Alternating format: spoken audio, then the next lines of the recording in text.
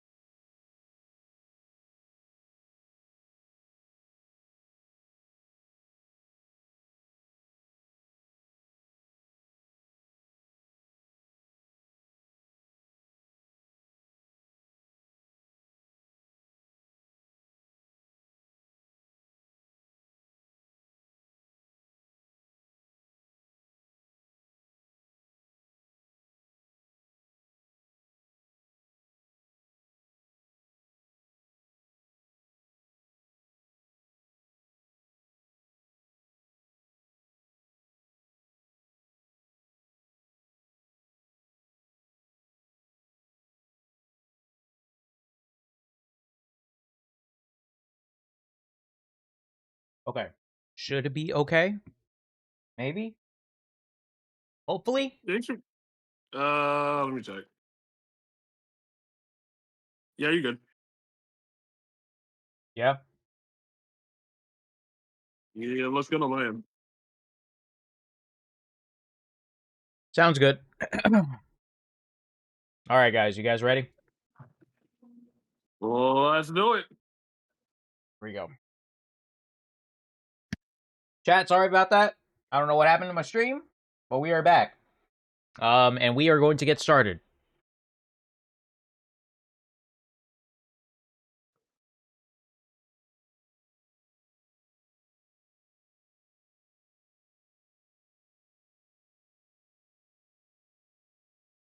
All right, here we go.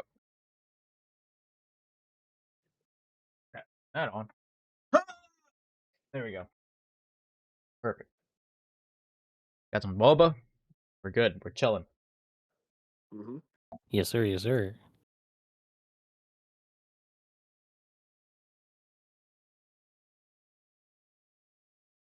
Why are you doing that? I'll eat a 5-course meal. All right, here we go.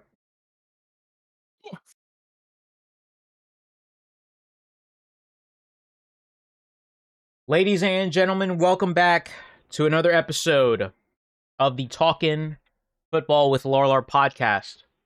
This is now episode 20. Kind of crazy. We But here. this is the penultimate episode of the season, which is kind of crazy. Just a heads up. I mentioned this last week, but there will be no podcast episode next week. Because obviously the Super Bowl is not this Sunday. It's going to be the Sunday following. So we will have the next episode of the podcast in 2 weeks. Not next week, the week after. So it will most likely be that Wednesday of the 11th. Maybe. Most likely. We will see. But just a heads up, there is no episode next week. There is going to be an episode in 2 weeks. So there is your reminder and announcement really quickly. We do not have Max here, unfortunately, but we do have everybody else. Emmett, RBM, and Brandon. Everyone's here. What's Hello. up? Well, Lola, we got the Pro Bowl next week, right? We don't care about that. We don't care about that. Whoa. We don't care about that, especially since Shador Sanders is a Pro Bowler. We don't care about that. We'll talk about that. We'll talk about that. No, we do not care about the Pro Bowl now. So, That Pro Bowl's a sham at this point. all right, gentlemen, we only have 2 games to talk about here. We could take Crazy. our time, but Sure do.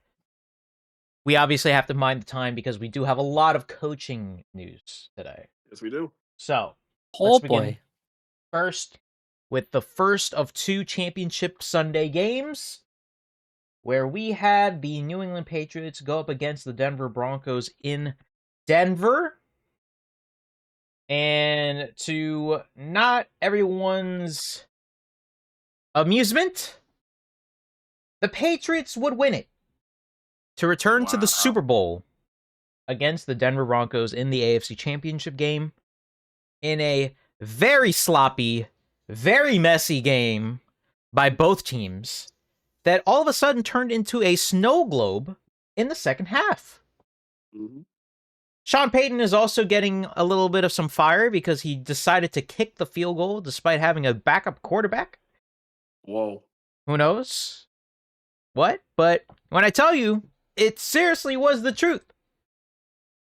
This was a picture of the field at the end of the second quarter, and then this is what it was in the fourth, which is crazy. It just changed just like that.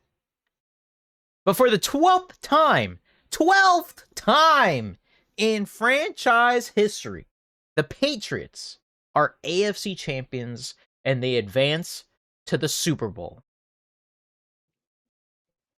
They were 4-13 in 2023. They were 4-13 last season, and now all of a sudden, they're going to the Super Bowl. I cannot believe this. But Stephon Diggs really made a Super Bowl for Josh Allen. Yeah. Very interesting. Despite him being a piece of shit. But Whoa. most Super Bowl appearances since 2000, Patriots with 10, Chiefs with 5, Eagles with 4, Rams, Giants, Steelers, Seahawks, and Niners with 3, and the Broncos with 2. God damn. So, the Patriots become the first team in Super Bowl era to reach the Super Bowl after hiring a new head coach, which was Mike Vrabel, and winning 4 games or fewer the prior season. Here's a soundbite from Drake May after the game. What atmosphere out here. Battle the elements. Love this team. How about the defense? Love each and every one of them, man. Pats are back, baby. We got to go win one. The Pats are back, baby. Oh, boy. Which is, once again, something that I really don't want to talk about because as a... Shit the Patriots. You know? But continuing on, just a couple more tweets to show. NFL tweets out this on the doorstep of a new dynasty, and it's a picture of Drake May looking at Tom Brady in the mirror. Oh, boy. The Patriots use jumbo personnel, 6+ offensive linemen on a season-high 33.3% of their snaps today, offensive snaps, against the Broncos, doing so on 42.1% of second-half plays as the weather worsened. And the Patriots also control the ball for 21 minutes and 6 seconds on the second half. Smells like, Emmett in the LMFL. But Drake May is Super Bowl bound, everybody. He is the first Patriots quarterback since Tom Brady to make the Super Bowl in the second season. Second season. Crazy. And as Daniel Rotman said here, 5 years ago, Stephon Diggs watched the Chiefs celebrate after beating the Bills in the AFC Championship game. Now he's finally on the other end of it. Not with Josh Allen or the Bills, but with Drake May and the Patriots, who are now headed to Super Bowl 60. Here's a soundbite from Sean Payton about the decision to go for it on 4th and 1 in the second quarter. Well, we ended up in a 6-1 front. They ended up playing a heavy 6-1.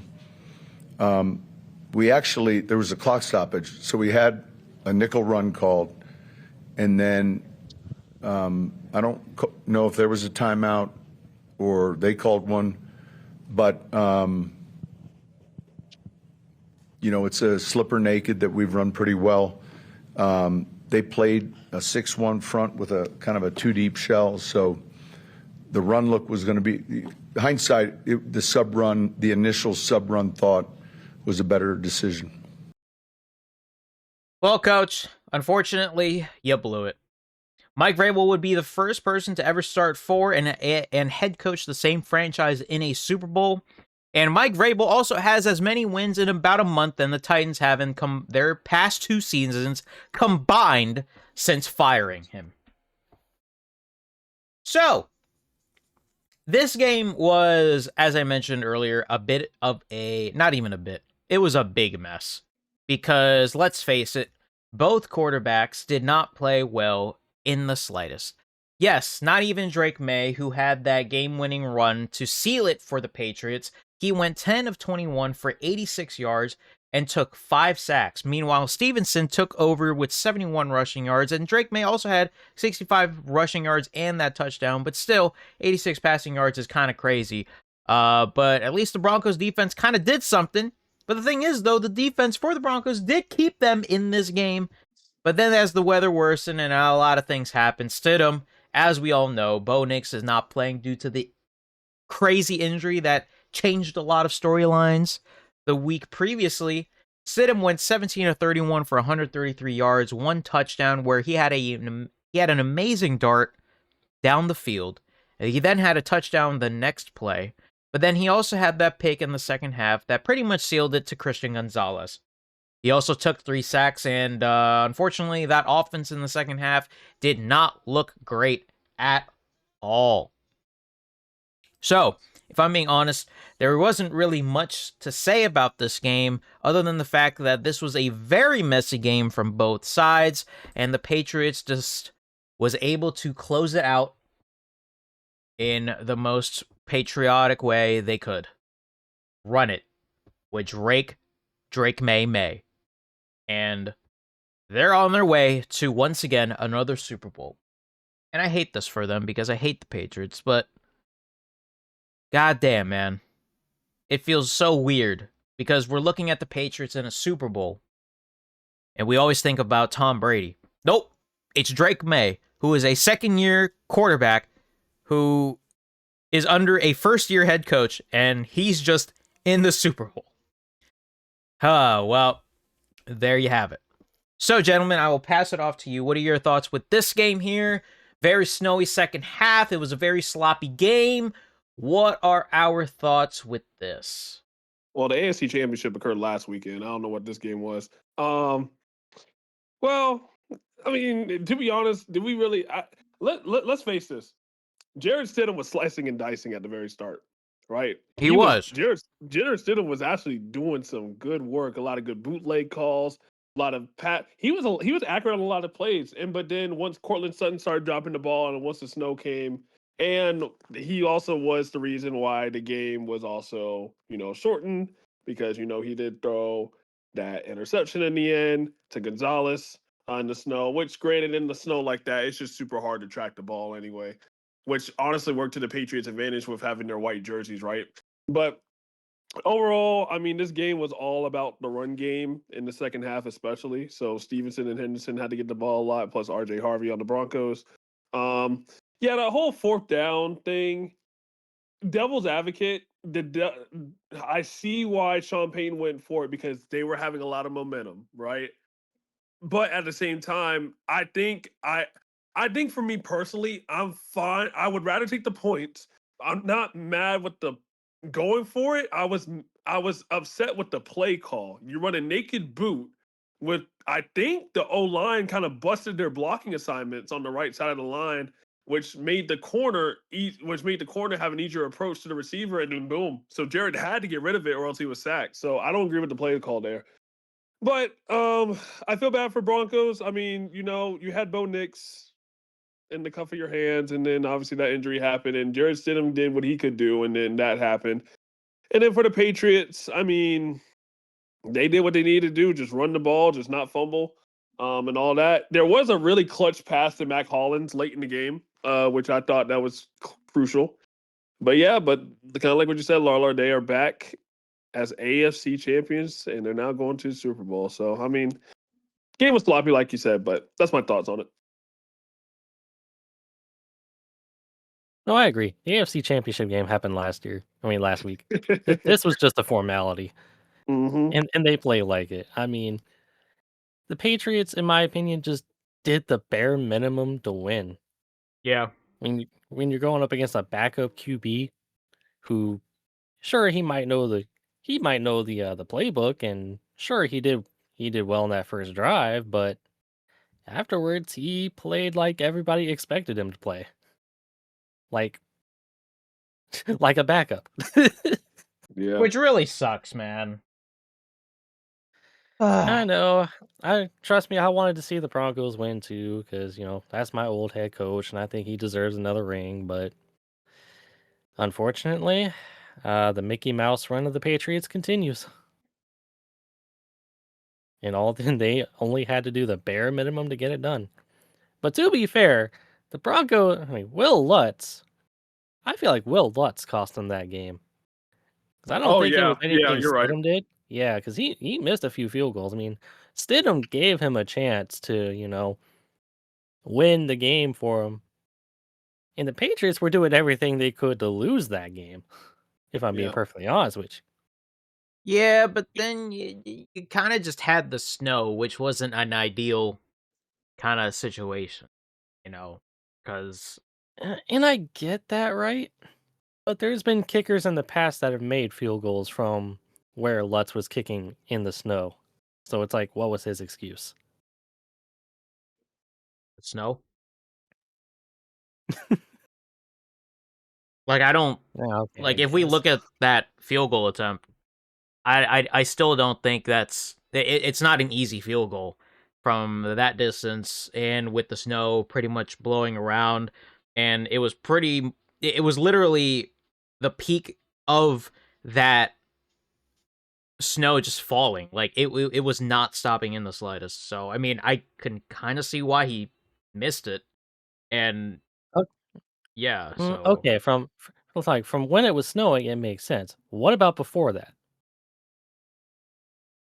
Because there was I think there was a 63-yarder he missed before it snowed, and then one from like it was pretty long. 44. Yeah, it was pretty long. Both kickers were struggling, honestly. Yeah, but I mean, that also kind of comes down to the fact that, well, all right, you can go ahead and give that, you can knock that on Lutz, but at the same time, we go back all the way back to that first fourth down call from Peyton, where it's literally a chip shot in the first quarter.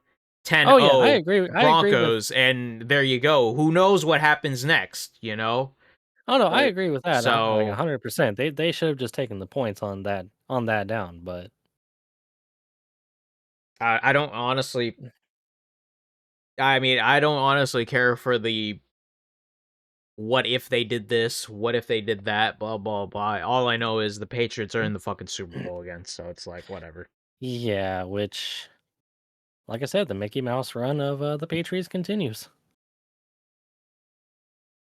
There's not much to talk about with this game. This game was ass. Yeah. Other than me literally shoveling, I was listening to this game while the snowstorm was happening. As everybody knows, I live in New Jersey, so I pretty much I got hit pretty bad with this. So, I was shoveling with my dad, and every single time, like, I heard Jim Nantz say something about, like, the Patriots, they have converted another first down. I literally told myself, oh my god, I hate this. I hate this so much. They're about to go. They're about to go. They're about to go. And then I heard, You know, the whole thing with Lutz missing the field goal, I'm like, oh my god, they're about to go. Oh my god, they're about to go. So, yeah. Mm-hmm. Thankfully, though, this was the first game. So yeah. Yeah, thankfully. Now, my question, and we'll touch on this again later, but it was reported that Drake May potentially has suffered a shoulder injury in this game. Ooh. Wait, what? What? Yeah. So, what are our thoughts with how, I mean, then again, I don't know. They're going to be 2 weeks removed from this game anyway. So, I'm very curious as to how both of these teams in the Super Bowl will play, but more specifically the Patriots, especially coming out of like that snowy game. Or Well, they're does it gonna do not everything. matter? They're gonna. Yeah, I don't think it's gonna matter. I mean, look, Sam Darnold didn't practice for half the week, and he threw the game of his life. That is true. With So I no bleak mean, injury, nonetheless. yeah, no bleak injury out of all things. So, That is true. so I don't think it will matter because these guys, they'll do everything it takes to play in the Super Bowl out of all games, right? Oh yeah, yeah. I mean, they back in the day, guys were tearing ACLs left and right in the championship game, and they're like, "We're still playing in the Super Bowl." Oh yeah. So which is still Back in the crazy. day, that shit still happens to this day. Yeah, actually, it still happens now. So no, I don't think it will matter as much, but let me tell you, man, now you got both coaches named Mike going in the Super Bowl.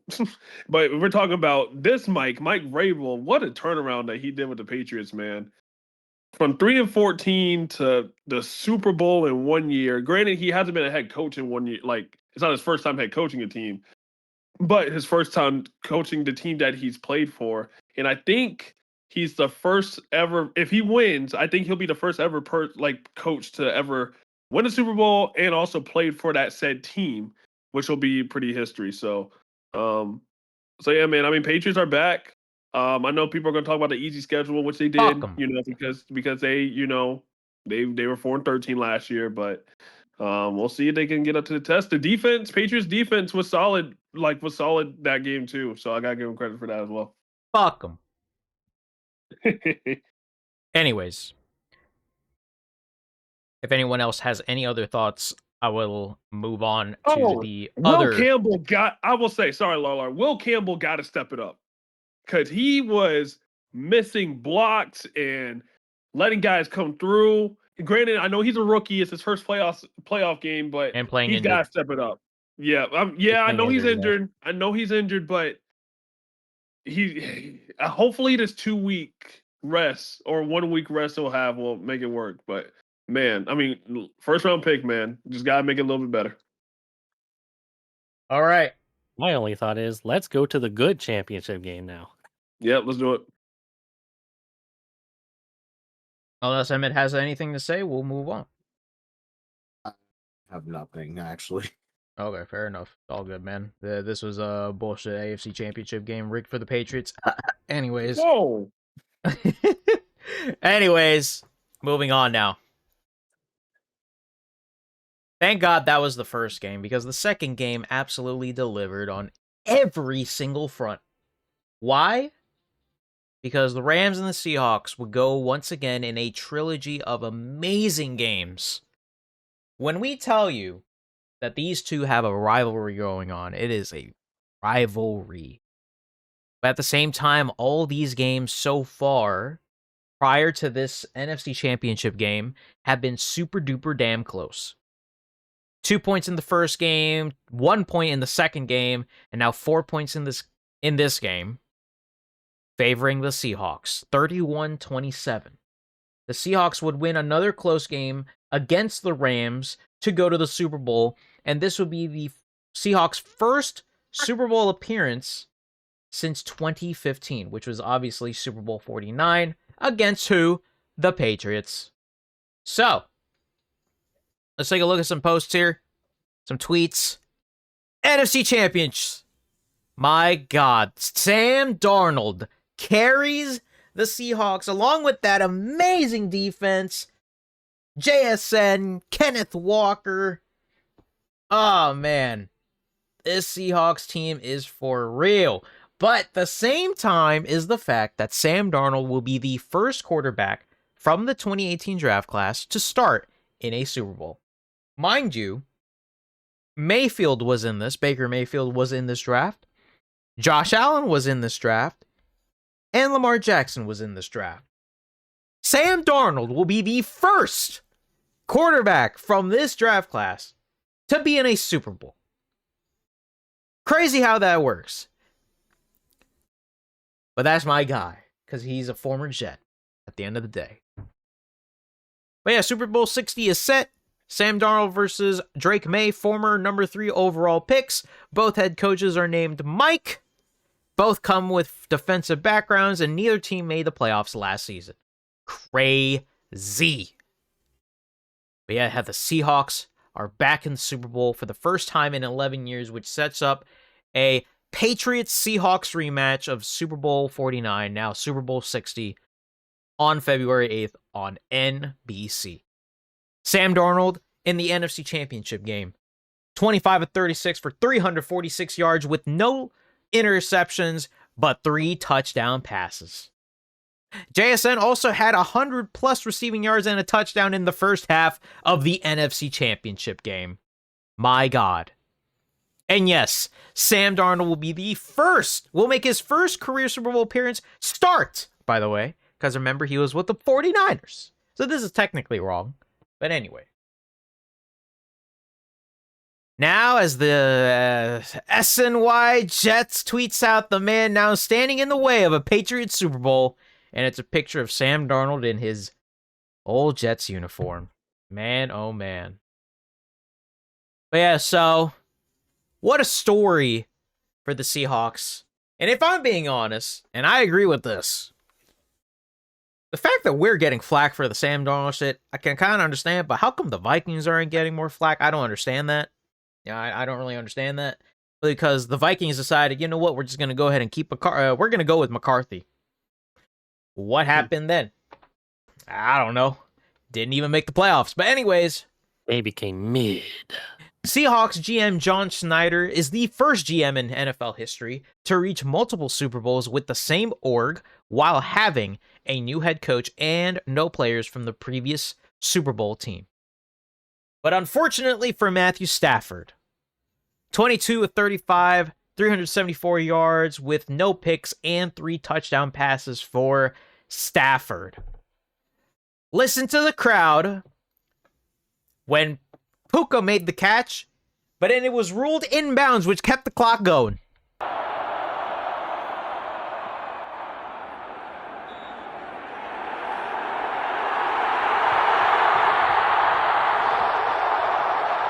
Man.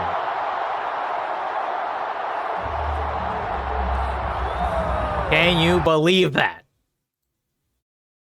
So yeah, Sam Darnold reaches the Super Bowl first, but let's hear from head coach of the Rams, Sean McVay. Soundbite here from him at the press conference. It was a great back and forth game by 2 great teams, but there's a couple critical errors that ended up costing us. But love this team; it's one of my all-time favorites. I'll be honest with you guys right now. Nothing but gratitude for these guys. Nothing but respect for the Seahawks. And I'm pretty numb. You know, I think the finality of all of it, you know, when you don't allow yourself to even think about anything other than just advancing. You know, I felt like we were going to be the team on that podium, and we weren't. And, you know, you give Seattle the credit. But I love this group. And, you know, I'm never really short on words, and I am right now. So it's tough. But this is sports, and you got to be able to deal with it. Well said. From my backup rooting of teams.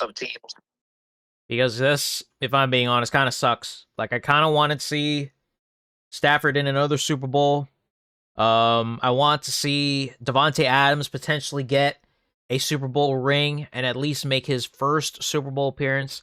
Let's hear from Mike McDonald really quick. Can't talk about the game without talking about our quarterback. I mean, he just shut a lot of people up tonight, so I'm really happy for him. I agree. He shut up a lot of people because, let me tell you, there are a lot of people out there who were saying that Sam Darnold was an absolute bust after he got released from the Jets. I can understand that. You know, we didn't treat him nicely, clearly. You know, another soundbite from McVay about Matthew Stafford, which once again, pretty dumbass question from these damn reporters. But here we go. Matthew Stafford to be back next season. Yeah, I mean, if he still wants to play, what the hell kind of question is that? The answer, yeah. You have to ask him. We've been totally present. I know that if he wants to, he's still playing at a pretty damn good clip. I mean, he's the MVP of the league, and if he's not, you know, I mean, I got respect for everybody else, but this guy played at a level that's just different. I appreciate you guys this year. Thank you. Stafford is going to be the MVP, hopefully. Who knows? But yeah, what a picture, man. Look at Schneider hugging McDonald, and then Schneider's also hugging Pete Carroll back in the day. Man, oh man. Crazy. Soundbite from Devontae Adams, who unfortunately was very disappointed that he could not get to another Super Bowl. He could not get to his first Super Bowl. How would you describe how Matthew and the offense played today?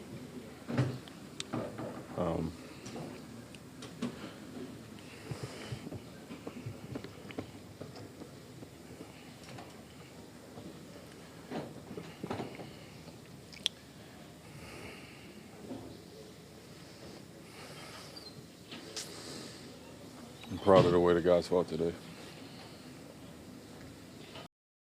He couldn't even get a word out, and I feel so bad for him.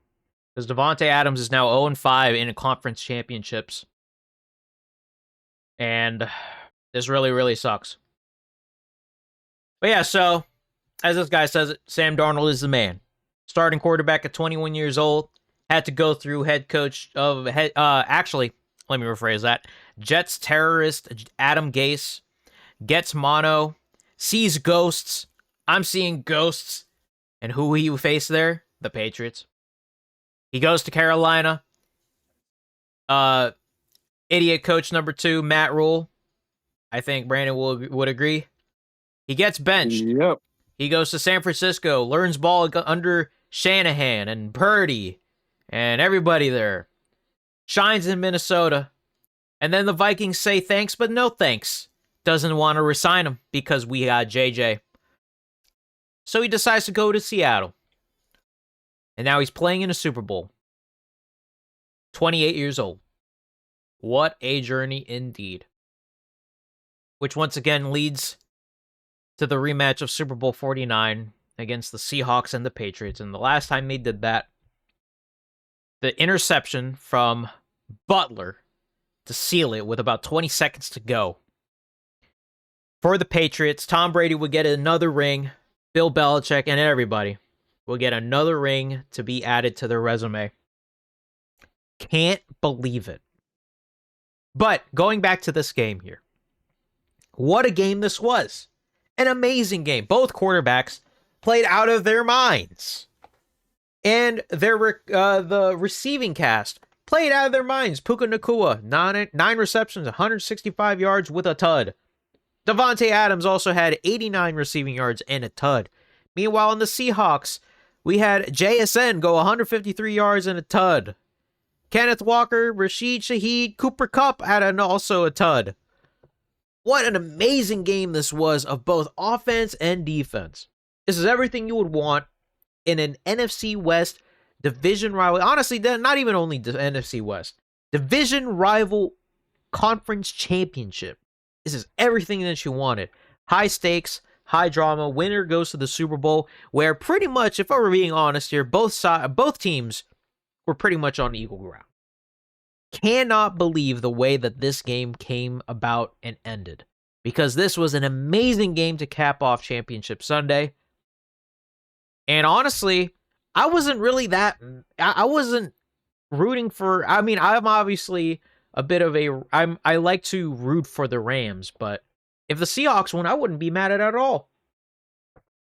So, gentlemen, what do we have here for this game? Because this game was crazy to watch. And the fact that we all sat here watching the game, and then we looked at Nacua catch that ball. Well, we had to wait until the ref started, giving the signal of, oh, yep, clock's still going. And that's when we realized, oh my God, the Seahawks are back in the Super Bowl once again. for the first time in 11 years. Crazy. Indeed.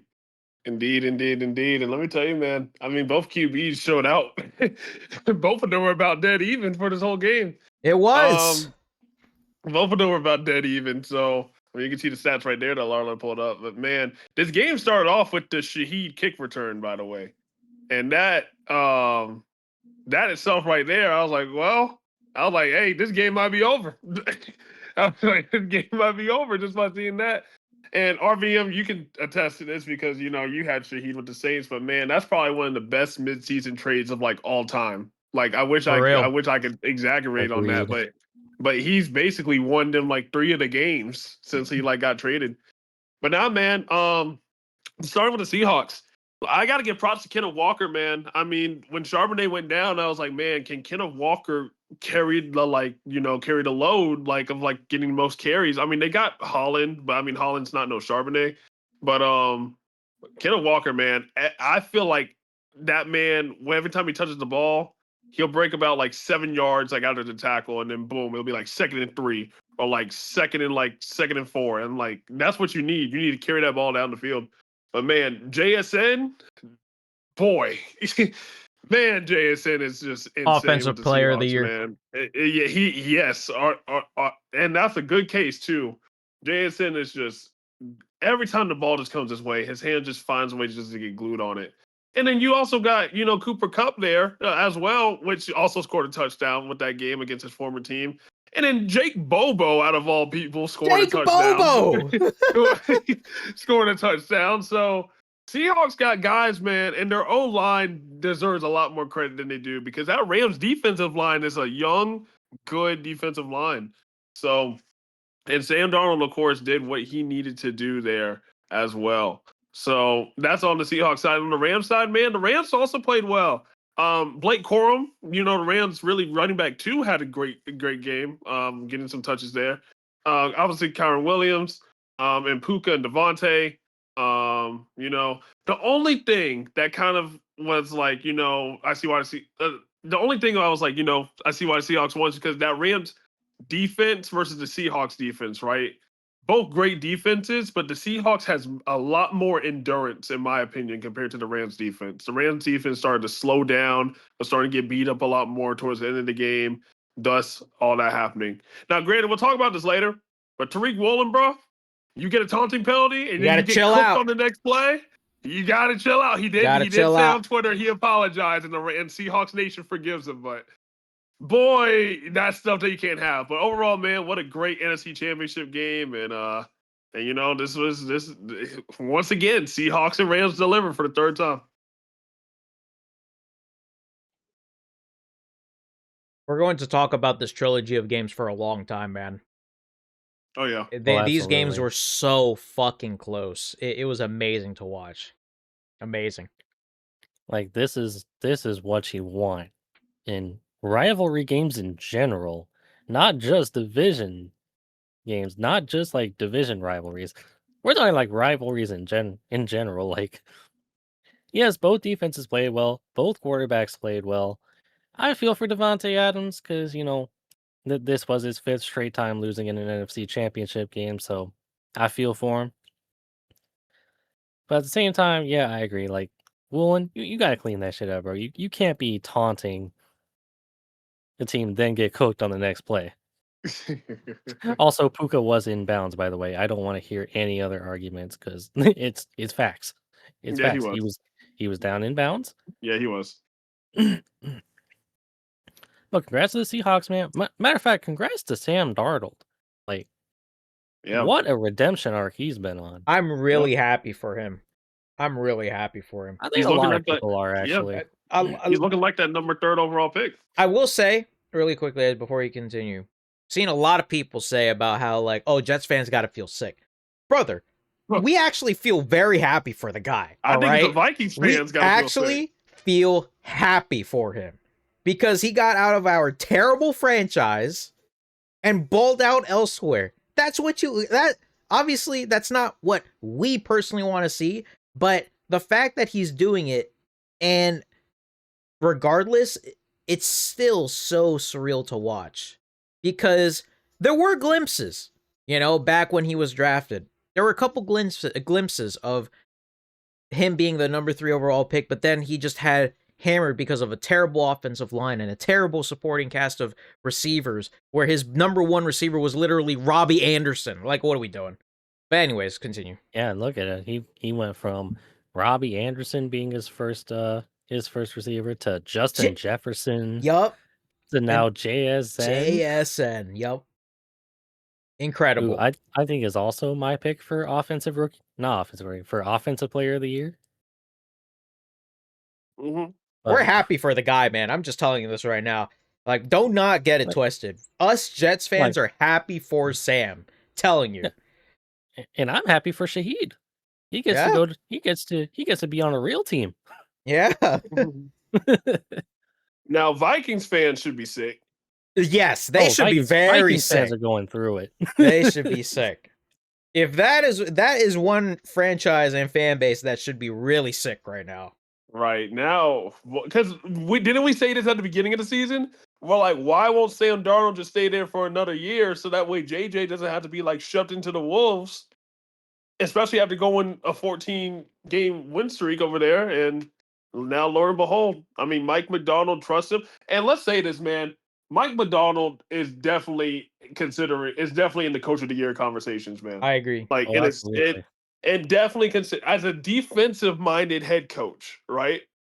It's gonna be really tough. And you see that Seahawks defense, man, with Witherspoon and Woolen and Nick Emmanuel, one of the best rookie defensive players we have seen in a while, with DeMarcus Lawrence, Williams, Ernest Jones. Like, that Seahawks defense is just flying off the ball every time, man. Really quickly, Leonard Williams, former Jet as well. Happy for him too.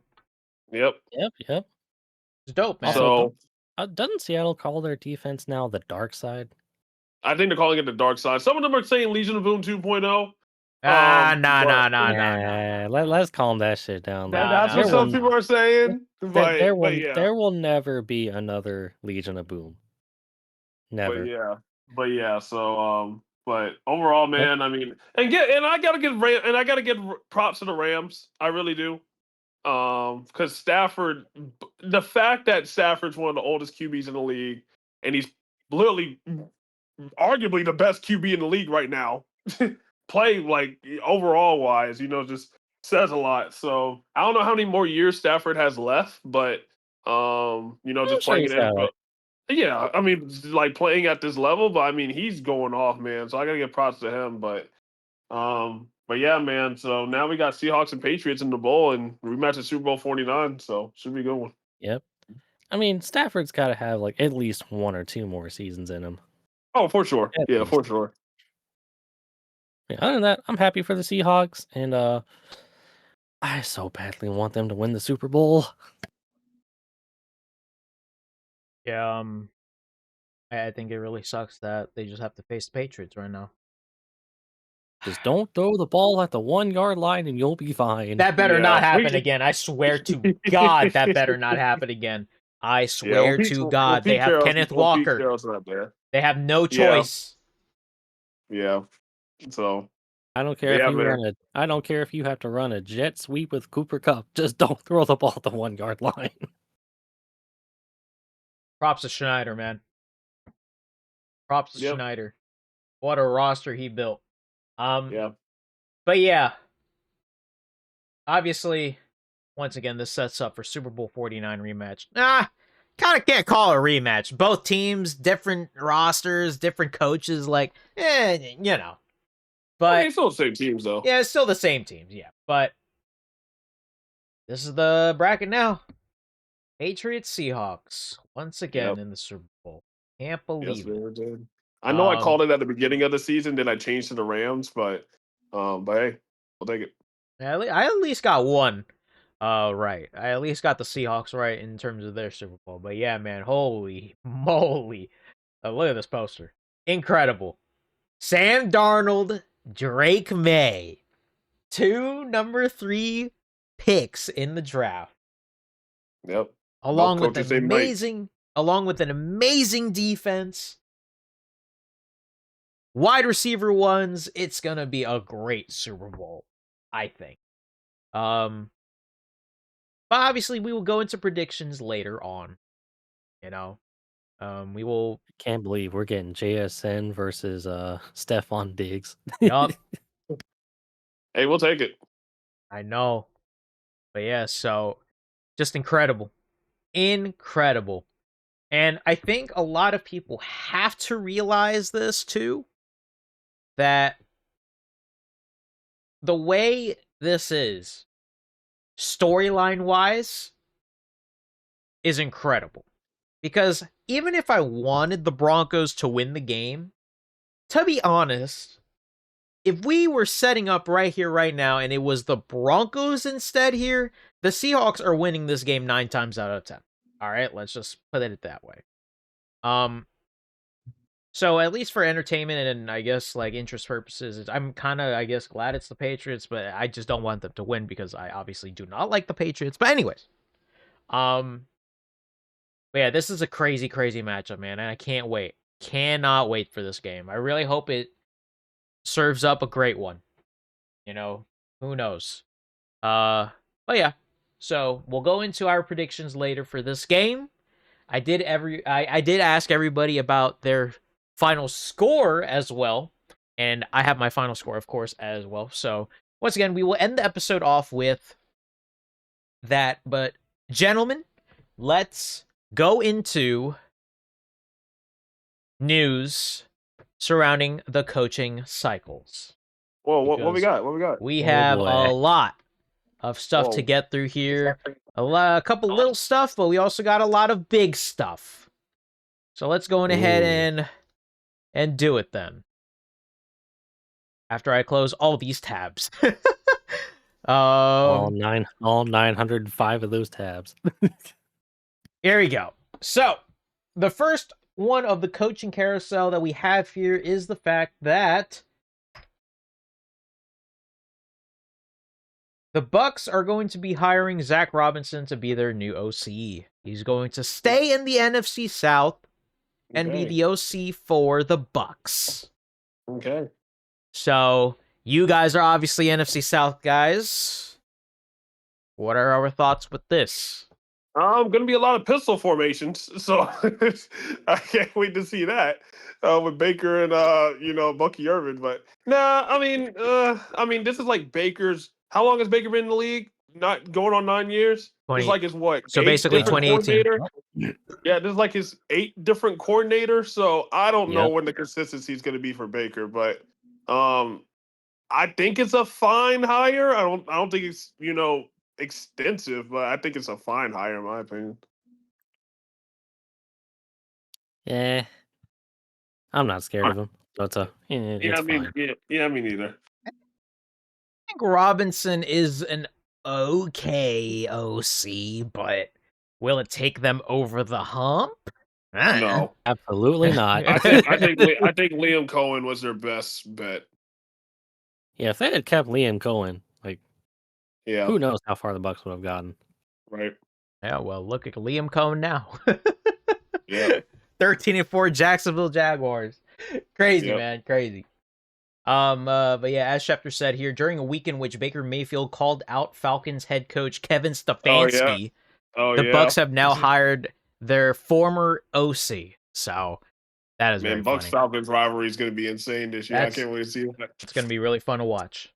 Let's move on now to the next coordinator hiring, and Emmett, I think, will have a good amount of thoughts with this one because Christian Parker will be the new DC for the Cowboys. He used to be on the Eagles. He used to be the passing game coordinator and DB's coach under Vic Fangio with the Eagles, and now he gets his first DC job, and he stays in the NFC East with Dallas. So, I think this is a decent hire, because guess what?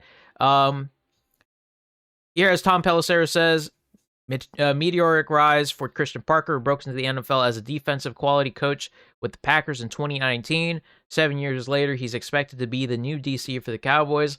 And it was so funny because Cooper DeJean said they got a great one, wouldn't be the player I am without Christian Parker, Coach Christian Parker. I don't want to say that because, obvious reasons, but Yeah, so Cooper DeJean has a lot of praise for this guy.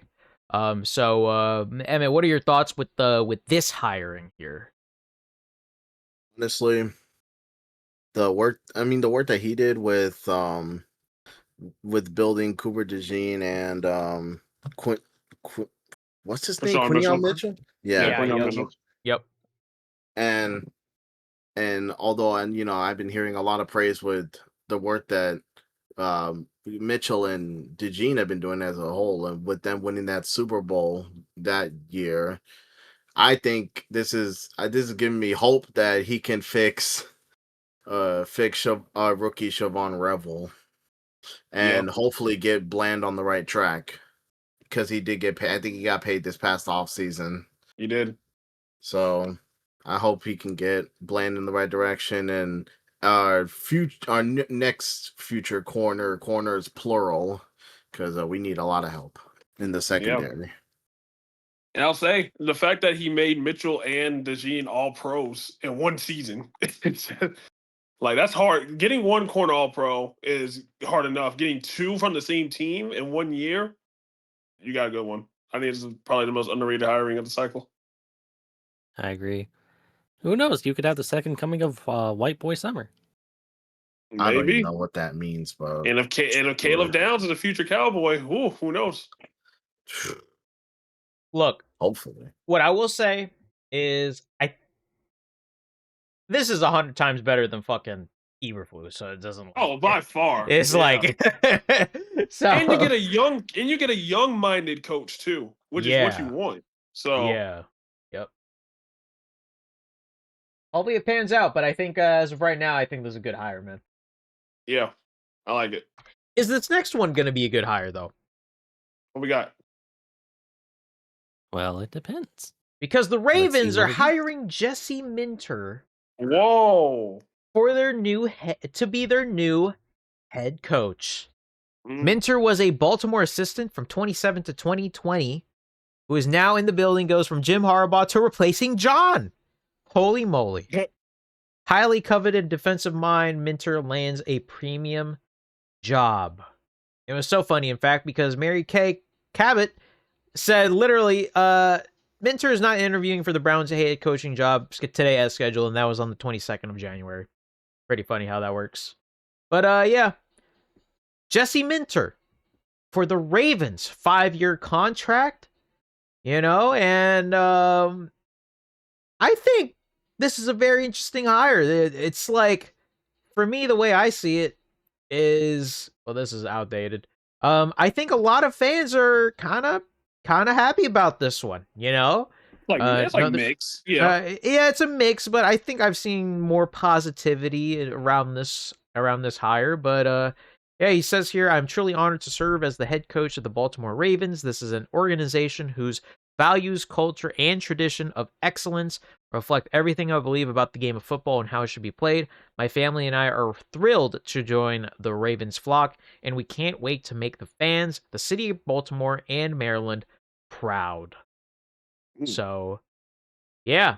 But because of this, the Chargers will have to replace 2 new coordinators for the 2026 season. We obviously, know that Mike McDaniel, we'll get to him in a second. And now the Chargers will have to find a replacement for Jesse Minter for their DC. But yeah, Minter is coming, and I like that. I like that. That is nice. A hard tweet. That is a hard ass tweet. Social media cooked. That was very, very nice. So, yeah. So for me, I think this is a decent hire. If anything, this is probably the one, I guess, hire that you kind of wanted to see, because Minter was probably the most sought out new head coach prospect out of everybody, other than I think like Udinsky with the Jaguars, but he's gonna stay. We'll get to him later. But yeah, I think this is a good hire for the Ravens. Got to see how it pounds out, of course, but yeah. So what is everyone's thoughts with this? I think it's also a decent hire as well. It's one of those. This is one of those weird scenarios, right? The Ravens defense does need to get back to that typical Ravens defense we used to seeing. Not saying they're going to be like the 2000s Ravens defense, but that typical AFC North Ravens defense we've been seeing. Yeah. I think this is one of those scenarios where it's like having that defensive head coach is good. It's like, well, who's the offensive coordinator going to be? But I think no matter who is it going to be, Lamar's still going to be Lamar. You really can't change his play style. So I think Lamar's going to outshine no matter who's the offensive coordinator is going to be, right? So I kind of agree with the Ravens going with the defensive route, because if you have someone that's more focusing the defensive front, get an offensive coordinator who can not only obviously help Lamar, but just help around him, right? So I like having Mentor as the realm, and he's going to be filling in some tough shoes, because after 18 years of one head coach with John Harbaugh, I mean, it's going to be a good replacement. So I'm excited to see. I think this is a good hire. I like it. Well, they did better than their AFC North rivals. I'll Yeah. say that much. We'll Yeah. probably To get to that that soon. later. I like this hire. I agree with Brandon. I think they needed to go the defensive-minded coach route. Sorry, I almost fumbled my words there. I agree with this hire. He turned around that Chargers defense, so I have no problem saying he's gonna turn that Ravens defense around and get it back to that AFC North defense we all know and love. And keep in mind, the Chargers defense this year was one of the best parts of the team. So That's what I'm saying. Like yeah. he turned that unit around. So Yeah. I have all the confidence in the world in Jesse Minter. Yeah, I like think it. he'll do it. I think he'll do a good job in Baltimore. Yep. Now, I who like they it. hire at OC is a different story. Yeah, it's questionable, but we'll see. Well, speaking of the AFC North rival, Uh-huh. we obviously have the Ravens hiring Jesse Minter Right. as their new head coach. Yep. Once again, unproven head coach, but this is his first year as a head coach. But yeah, so we have that and whatnot, but the their rival, Pittsburgh Steelers, are going to hire Mike McCarthy as their new head coach. Wow. Remember, McCarthy took a year off after being let go from the Cowboys the year previously. But yeah, as Tom Pelissero says, Steelers are working toward a deal to hire Mike McCarthy as their head coach. McCarthy grew up in Pittsburgh, now at age 62. Super Bowl winner gets a chance to coach the team he grew up rooting for. So the Steelers have said, we have verbally agreed for Mike McCarthy to become the next head coach. Verbally agreed. And we have 8,000 replies to this tweet. Yeah, Steelers fans are not happy, bro. 8,000 replies, and a lot of people are not happy with this hire. Oh, Someone boy. check on urinating tree. Speaking of urinating tree, he literally says, "Kill me," in his tweet. God fucking damn it, with a picture of Sonic the Hedgehog. Good old Sonic. Now, obviously, whenever it comes to Mike McCarthy being the coach, and then obviously you already know who the quarterback was this past season, Aaron Rodgers. Schefter said here, though, Steelers did not hire Mike McCarthy to lure back Aaron Rodgers, but it is not expected to hurt Pittsburgh's chances as the future Hall of Fame QB decides whether or not he wants to play next season. All right, first off, that's just a whole ass lie. Shut the hell up. There's just no way. You hire Mike McCarthy to get Rodgers back. There's just no way. Like, what are we doing? Come on. That's debatable. But yeah, Steelers coaches since the moon landing: Chuck Noll, Bill Cowher, Mike Tomlin, and now Mike McCarthy. Now, in terms of how long is up for debate, we shall see how long. But yeah, 5-year contract for the man. And look at him smile. Hey, there he is. There he is. But obviously, a lot of people are not happy about this. And yeah, not happy, man. It's not happy at all. He was asked, though, does he want Rodgers to return as a Steelers quarterback? He said, quote, "Definitely, I don't see why you wouldn't." And we do have a soundbite from Mike McCarthy. he got a little emotional during his press conference the other day. I understand and embrace the responsibility, the privilege, and the weight that comes with this stewardship. This city, this franchise, this fan base means the world to me. Because Pittsburgh's my world, and it's just awesome to be back here. It gets pretty emotional, man. Honestly, yeah, I think that one. Yeah, I was just gonna say, I think, look, a lot of people may not like it, but that to me shows as a guy who fucking cares, you know? Yeah. So, well, obviously, what happens next? Obviously, the most recent team that he coached previously was the Dallas Cowboys. Emmett knows what he's gone through with McCarthy. Not as much success as he wanted, but still gathered up a lot of wins, etc., etc. So, you guys, what are our thoughts with this hiring? Because Pittsburgh is obviously still very not happy about this. I mean, it's cool. I do think that interview won a couple Steelers fans feelings over. They're like, well, like you said, Larla, we got a guy that cares. But to be fully honest, though, I mean, yes, he's gotten the Super Bowl. You know, yes, he got the credentials. Yes, he took Dallas Cowboys to the playoffs. But it's like he's also one of those coaches where it's like, can he take you over the hump? Kind of like Sean McDermott, right? You can get to where you need to be, but can you finish the job? That's why people are saying, well, this dude's just another Mike Tomlin, if we're being honest. But the whole Aaron Rodgers thing, I'm the type of guy where it's like, why won't you just see what Will Howard got? Which he did comment on Will Howard, talking about he wants to work with him. He's anxious about him. But if Rodgers does play, this is for sure his last year. Because I don't know if any other team would want him after next year if he does play.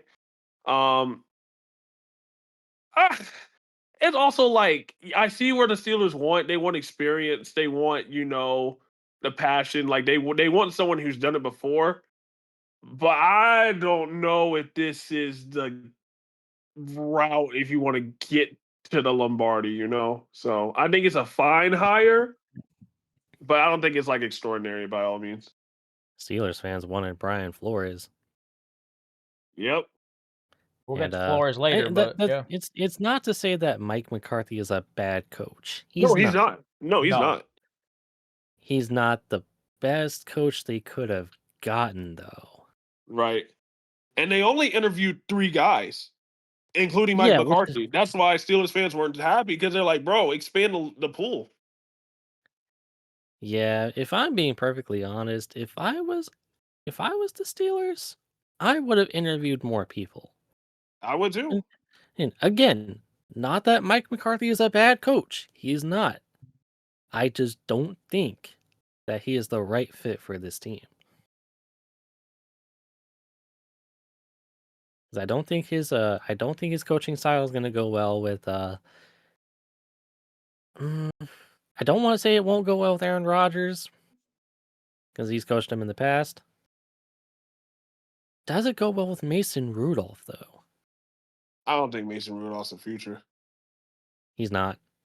If it's going to be the future, it's got to be Will Howard, Will Howard is still a question mark. We're going to have to wait and see with him. Right. Either way, Will Howard. Either way, it's not bad, but not great. Kind of an uninspiring hire, if you ask me. Yeah. Yeah, I don't know if this man is going to also, coach as long as Mike Tomlin did. He's 62. If anything, this kind of puts Pittsburgh in a spiral of the now, which is, if McCarthy doesn't get things done within the next 3 or 4 years, he's going to get canned, and then they're in the coaching cycle again in 3-4 years. So this to me just feels like they're kicking the can down the road. Either that, or it could be like a temporary hire until Mike Tomlin decides, you know what, I want to come back for one more round. I don't know. I think if Tomlin were to come back, not of this upcoming season, but the season after, definitely going to be with someone different. Yeah. Yeah, I mean, I don't know. I think we have to just see what happens. Yeah. It's hard to judge. It's not the hiring, but Very quick one here, and I was hoping to get Max's thoughts on here, but because he's not here, but it's okay. But Durante Jones will be the new DC for the Commanders.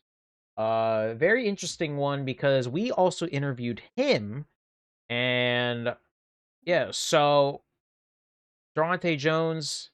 Oh wait. Oh, oops, that is wrong. We actually have Mike McDaniel instead. Oopsies. What? We have a soundbite from the Chargers social team. Listen. That's our favorite plane we're on. It was huge. Huh.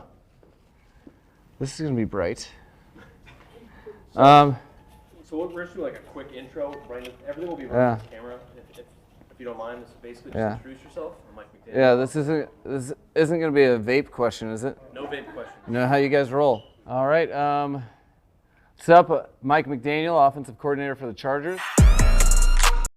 Well, Justin Herbert got his guy. Wow. Jim Harbaugh got his guy. Mike McDaniel, offensive coordinator for the Chargers. This is a great fit, man. We have another soundbite from his first press conference. All right, what's up? Not really an opening statement guy, but I will open with this statement. I'm fired up to be here.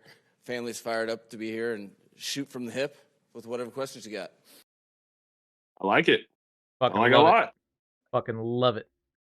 This is good for the Chargers.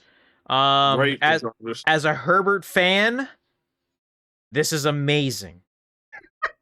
But we will obviously see what happens, but it's fair to say that the offense for the Chargers should still be very, very good and even better. Yep. With everyone healthy. You're getting Joe Alt back. You're getting Rashawn Slater back. Correct. Healthy running back position. You got great receivers in Allen, McConkey, and Johnston. Great tight end in Gaston, who's going on the second year. And Herbert, right? I mean, you got both Jim Harbaugh and Mike McDaniel. I think people are expecting high expectations. Like, I think it's safe to say people can have high expectations on the Chargers next year in terms of offensive play. So, I love this hire, man. One of the best hirings we've seen this season so far. DC still to be determined because because of Minter leaving. But DC is still to be determined. I'm gonna go ahead and make a prediction for the DC for the Chargers. I think it's gonna be Jim Schwartz. I don't know, bro. After the news, yeah, I could see it. We'll get to that later, though. Yeah. All right, moving on. Next was the news finally for Durante Jones. Went ahead of myself there, but yeah, the Commanders are hiring Durante Jones as the new DC for the Commanders. We also interviewed him. The Jets did. But passing game coordinator and defensive backs coach for the Vikings. Now the DC. Jones has been one of Brian Flores' most trusted defensive coaches in the past 3 seasons. He has also coached under Vance Joseph and Mike Zimmer. I think this is a decent hire for the Commanders. They really need a good defense, man. Yeah. I mean, think about it. You got Murphy, you got Harrison Smith. You got really good guys. That's one of the bright spots of the Vikings defense is that, in their passing game, they could get out to the ball. So I do really like this. I do really like this hire because the Commanders, one of their weaknesses is their defensive back position. So I think this is great. I think he can coach them up and coach the rest of the defense. So I think this is also solid hiring. I agree. I think this is going to be a good system for Durante Jones to kind of prove himself. Well, we're talking about a good hire, but what about this next one? What we got? So obviously, with the whole head coach carousel and whatnot, there are a lot of teams who still need a head coach. As of right now, we only are down to 2, but there was one team that was looking all over the place, even though they fired a head coach who really honestly shouldn't even be fired. So, the Buffalo Bills did all of that just to go ahead and just hire within house and hire Joe Brady as the next head coach. What? And Bills fans. Oh, no. If you thought Steelers fans weren't happy, Bills fans were also not happy. Bills did what? To the point where if you look on here on Reddit, right? I'm on the Bills subreddit. I went ahead and linked this here. You have 3,800 comments surrounding this hiring. AKA, there's a lot of things that a lot of people want to talk about this hire. So let's take a look at the best comments. That's GIF, so I'm not going to look at this. But here's one. So let me get this straight. We've been calling for the heads of Brady and Bean all season. Instead, they both get promotions? Fuck my life. Man. Someone else then responded by saying this was the most Pakula move ever. In hindsight, it was very predictable. Another one. The worst fucking choice. Udinsky was right there. They didn't even reach out to Kubiak. On the Seahawks, by the way. Yep. Someone else says, hope this works out. Not the most confident, though. Okay. Another one said... That's what I'm going to say. Yep. And then someone else said, so we want change, but we don't actually want it. What in the cinnamon toast fuck is this? Whoa! Did they forget how bad of a head coach he was with the Giants? And then, no, that's Joe Judge. And then, oh right, sorry, wrong Joe. Worst outcome ever. Honestly, would take a losing season next year if it were to meant to fire both Bean and Brady.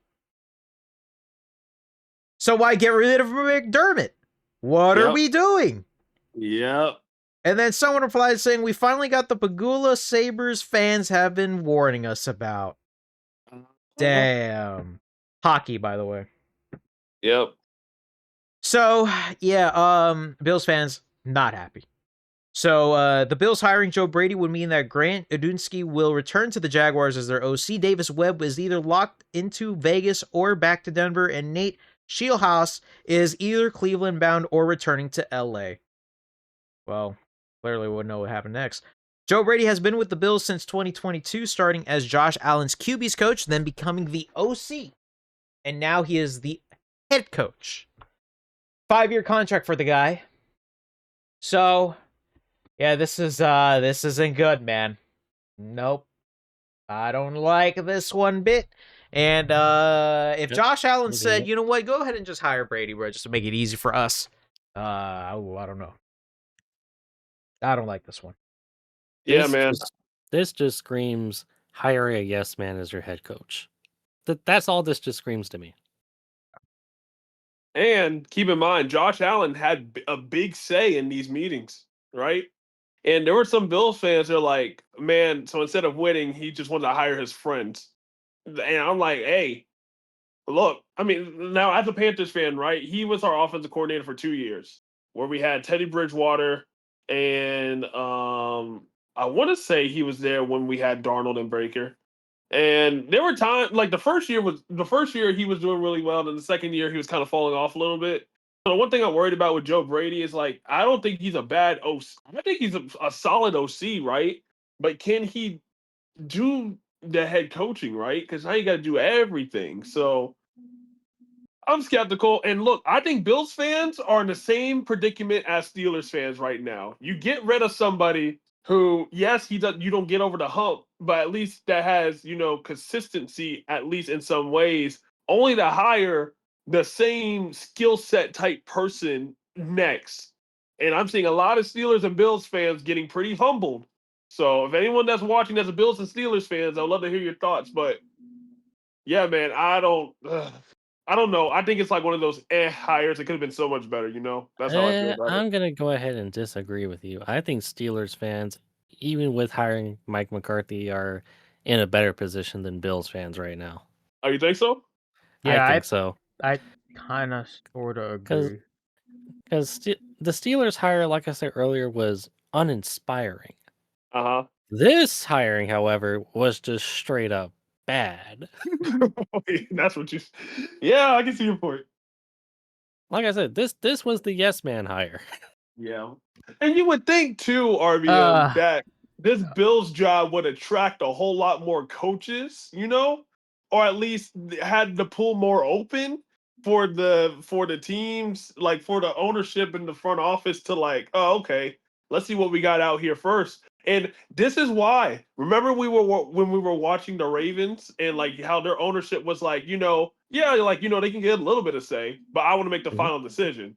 I think that kind of now that could backfire in ways too, but you can kind of see why if Josh Allen was the big say in this and everything and let's say things just don't go their way this season, what we're gonna see, what are we gonna see moving forward when it comes to players' involvement and coaches like searchings, That's what I'm curious about. Who knows? I personally think, like the Steelers, I think the Bills should have waited, see who was Oh out yeah, there. for sure. Hell, honestly, I think Clint Kubiak would have been a better fit. Yeah, and that's also another thing, man. It's like you should've waited. fire Sean McDermott not even 24 hours after the game ended, so you had time to kind of like see what was out there. Yeah, and then you pull off this move. I don't get it. I don't get that. I mean, he was probably the best one they interviewed out of everyone they interviewed, but Yeah, and because it actually would have been worse if they put Philip Rivers in that position. oh boy, yeah, we'll probably talk about that in a second. But I mean, and the last thing too, like I know it's like unconfirmed reports, but apparently Sean McDermott might take a year off, which I don't blame him, honestly. Which I think might be a good move. But Basically, yeah, like man, Tomlin. yeah, basically like Tomlin. So I don't know, man. This, granted, we gotta see what's on the field, but let's just see what happens. You see, we're up and down with all these hirings of OC, DC, head coach, blah, blah, blah. I think this one's a good one, though. Because, as I close all these tabs here, the Titans are now set to hire former Giants head coach, Brian Daboll, to be their new offensive coordinator. Hey, I like that. Now, this is a good move. This is an excellent move. This is a good move. New York, New York. Robert Saleh, former Jets head coach, and Brian Daboll, former Giants head coach, now poised to join forces in Tennessee. Field Yates says this would be a really good get for Tennessee. Daboll's QB track record is legit. Helped develop Josh Allen, led Daniel Jones during his strong 2022 season, and played a big role in Jackson Dart's progress.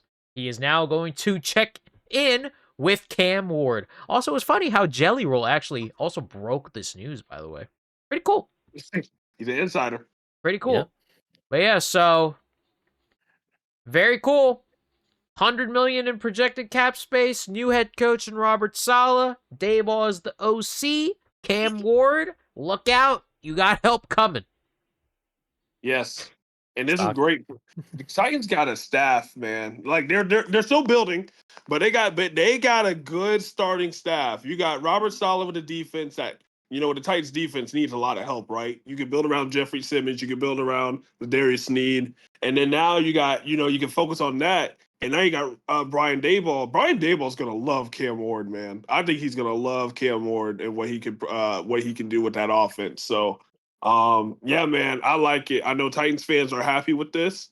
I can't wait to see what they got going. And I know we discussed this off video, but in my opinion, with this, If the Titans can get at least 7 to 8 wins next season, I think that's kind of like a success in my opinion. Kind of like what the Panthers did this year. Not saying they have to get into the playoffs, but if they can at least see a path and see light at the end of the tunnel, I think that's success. So I like this move here. Stocks are up in Nashville. Yep. And keep in mind, they got new uniforms coming this year, and they got a new stadium on the way. So they sure do. So yeah, so there's a lot of to look forward to with the Titans now. Very interesting. I agree. New stadium is next season, not this upcoming season. Right. Correct. Right. Yeah. But yeah. I like what they're building down there. I really hope Cam Ward turns out to be their franchise QB as they hope to. So, yeah. But here's another interesting move. In terms of coordinators, which really took a lot of people by surprise, but also took me by surprise. But for some reason, I don't understand this at all. The Jets are parting ways with OC Tanner Engstrand. Whoa! I don't know. I don't know what Aaron Glenn is doing, frankly, to be honest with you. I'm just very confused with this move. Very confused. Because, as Schefter said, Glenn and Engstrand had multiple conversations about the role moving forward. Ultimately, they made the mutual decision to move on. The Jets' search for new OC will start immediately, which is very funny because we just had a tweet from the Jets that mentioned all their OC interviews virtually, and I will get to that in a second. But yeah, in the end, they decided to part ways. And yeah, so the Jets have now fired OC Tanner Engstrand, DC Steven Wilkes, DB's coach, QB's coach, DL coach, passing game coordinator, and linebackers coach, among with other assistants, after just 1 fucking year. Glenn, what are we doing?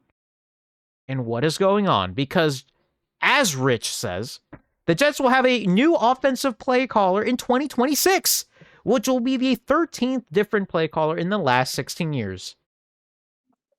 You guys ready to see a list? Oh, boy. The Jets have not had an OC primary play caller last more than 2 seasons since Shoddy. Hey, Emmett. The guy.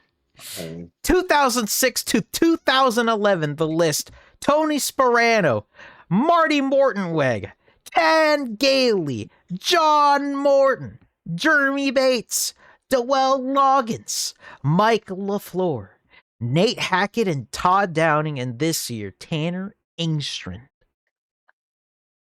Good God. I also don't like how they released him this late into the cycle. That's what I'm saying. What are we doing, Glenn? AG, what is going on? And a lot of Jets fans just cleaning house. A lot of Jets fans, by the way, are saying that why are we doing all this yet we're keeping the head coach? Look. I understand your feelings, but at the same time, who are we hiring this late into the cycle? If we decided to let go of Glenn right now, not happening. It will be a very stupid move. So we better not even do this right now. If it does not go well in the beginning of the next season, fine, do it. Whatever you want to do, Woody. Whatever you want to do. You're a piece of shit anyways. Just fucking do it. Whatever. So this doesn't make any sense, man. He was not the problem. He was not the problem at all. I don't understand this. Yeah. Which is why I said this to Andy in our Discord. If this is all to fucking hire Frank Reich as the new OC, I am going to say a lot of things that might get me banned. Actually. Like, it's so bad. And speaking of which, as I mentioned a couple of minutes ago, you know how I said, there was actually a new report. Guess what was tweeted out 45 minutes ago? The Jets have completed virtual interviews with the following candidates for our OC opening. And Okay. guess who was a part of this? we Darrell got? Beville, Ronald Curry, Frank Reich, Greg Roman, and Lunda Wells.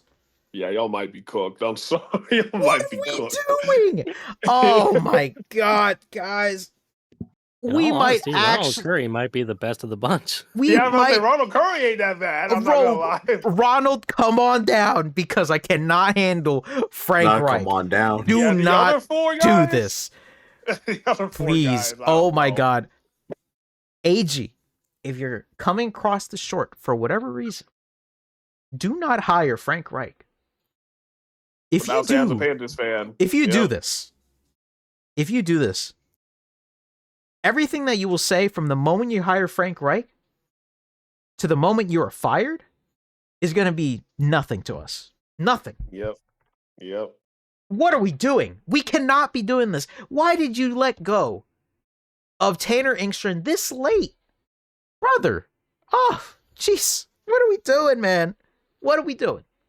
Yeah, I'm about to say, I don't think it was the offensive play calling that was a problem. I mean, yeah, there's He definitely was times, literally but it was the QB. not the issue. He was not the issue at all.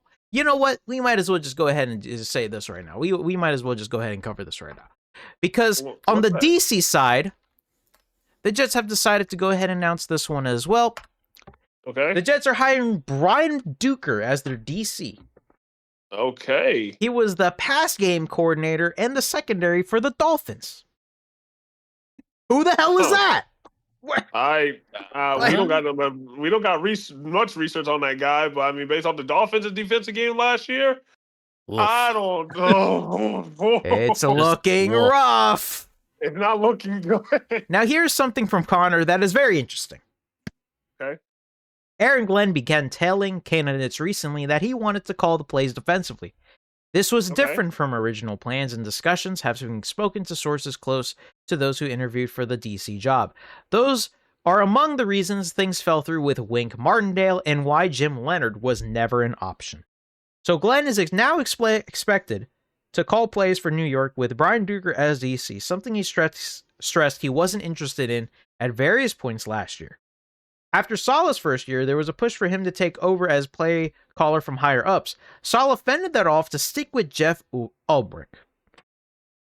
So, I'm not mad at him calling plays. I'm not mad at him calling plays. But going back to the OC, what are we doing with it? What are we doing? If we are hiring, I swear to God, if I see Jets have hired Frank Reich as their new offensive coordinator, we are calling next season off already. We're calling it off. We're calling it off. We're calling it off. What if I'll hire Greg Roman? To be honest, this whole list is not. It's still not great, you know? Give me Ronald, bruh. Please, Ronald, come on down. Yeah, Ronald's gonna be y'all's best option. Come on down, Ronald. And he's never been an OC before, so fuck it. Give me Ronald, bruh. Come on, Ronald. Come on down, bruh. Because Lunda Wells, I don't think you want him either. No. But yeah, it's just, guys, this is not a great list, man. What are we doing? What is this shit? It's just when you hire so late in the cycle, you don't have that much to pull from. Yep. You really Freaking don't. Jerry. Honestly, All right, let's move on now because we got other things to worry about. The Broncos are firing OC Joe Lombardi. Interesting. What? You know, I think it's because they don't want to lose Webb, so they might promote him to OC. That might be what's happening, to be honest with you. Yeah. Yeah, this was a very interesting thing. It's so crazy, in fact, that Ari Mirov said there will at least be new 18 offensive coordinators next season in the NFL. God, that's more than half the league. We still don't know who the Eagles OC is, Giants, Broncos, Browns, Jets we now know. We still don't know so many other OCs. It's actually insane what's going on right now, dude. Let's move on now to the next thing. Whatever. All right. The most recent head coach hiring that we have had is Cleveland Browns are hiring former Ravens offensive coordinator Todd Monken as their new head coach. Oh, man. Interesting. An Interesting. offensive coordinator for Cleveland in 2019. Monken is now back, this time as head coach. The Giants' top choice to become OC under Harbaugh was Monken, but now he has to go in a different direction. And it's very funny because this was from Zach Jackson in 2019 in The Athletic. He said Monken would spend time on the field before games telling opposing coaches how bad things were with the Browns, calling the team a quote-unquote a total mess. Oh, wait. And he comes back. And then he comes back. Well, to be fair, go on. I guess to be fair, he was under Freddie Kitchens at that time, so I get it. Freddie Kitchens, bro. What the fuck? But they did have Baker. They did have Baker as quarterback then. So. Yep.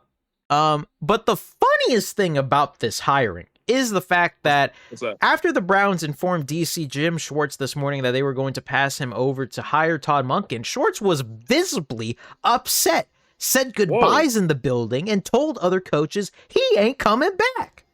Wow. Schwartz is actually still under contract, and Cleveland wants to obviously retain him. But now all of a sudden his future is unclear. He was upset that he was passed over as HC. And then Pelissero says Niners would likely have interest if and when he becomes available. Schwartz was in the Browns facility the past couple of days in anticipation of being the head coach. But obviously that ain't happening now because he wants to leave. So, what a mess, bro. What a mess. Yep.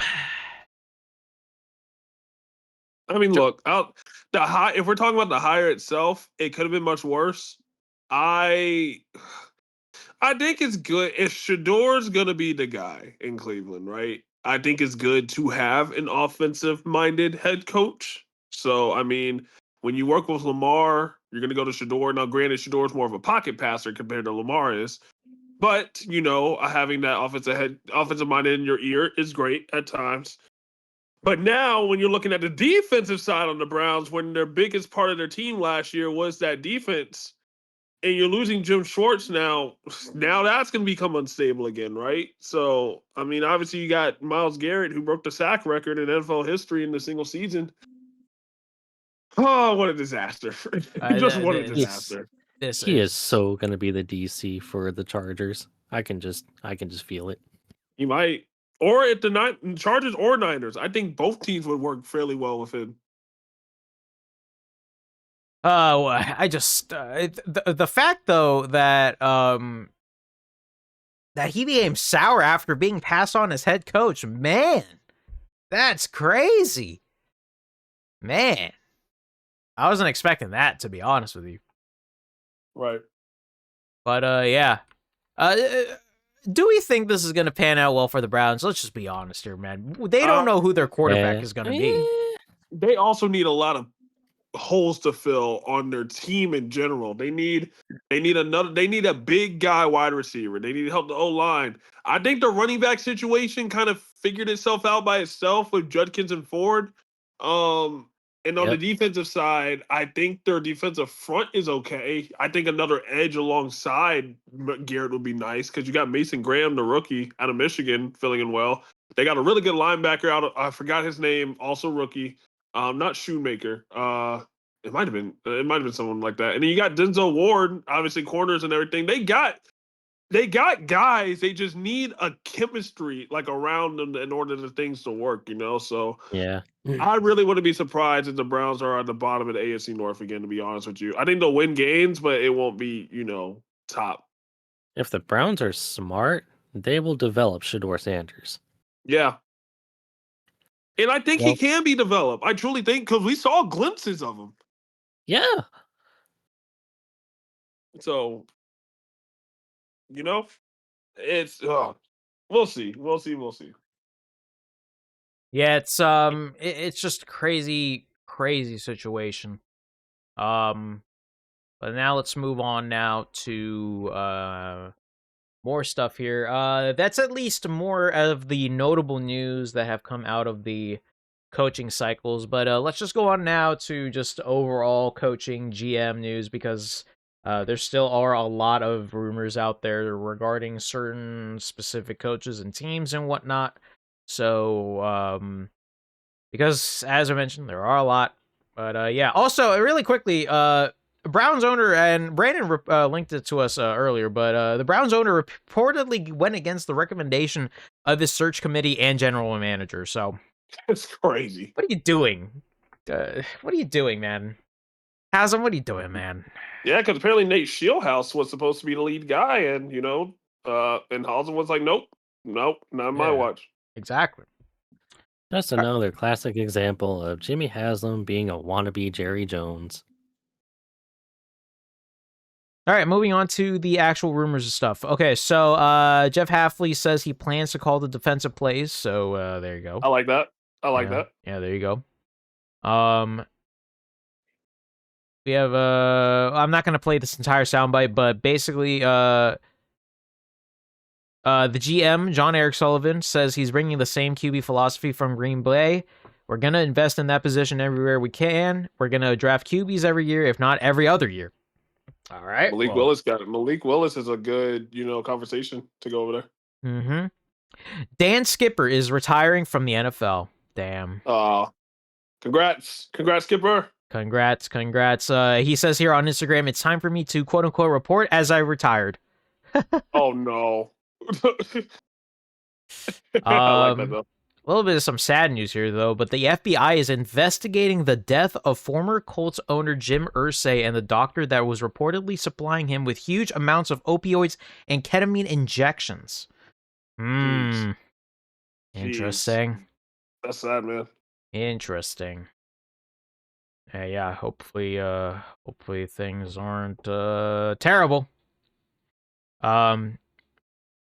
Arthur Smith is leaving the NFL. He's going to be the new OC at Ohio State. I don't know about that one, to be honest with you. All right. Not saying that Arthur Smith is a bad coach, but with Ohio State system, yep. Ryan saying, prepare to throw a lot of flat passes, bro. Bro, that tight end is so gonna be a future #1 pick. Yep. Dolphins are hiring their senior passing game coordinator, Bobby Sloak, as their new OC. Really like this hire. Remember what he did with rookie CJ Stroud? Yep.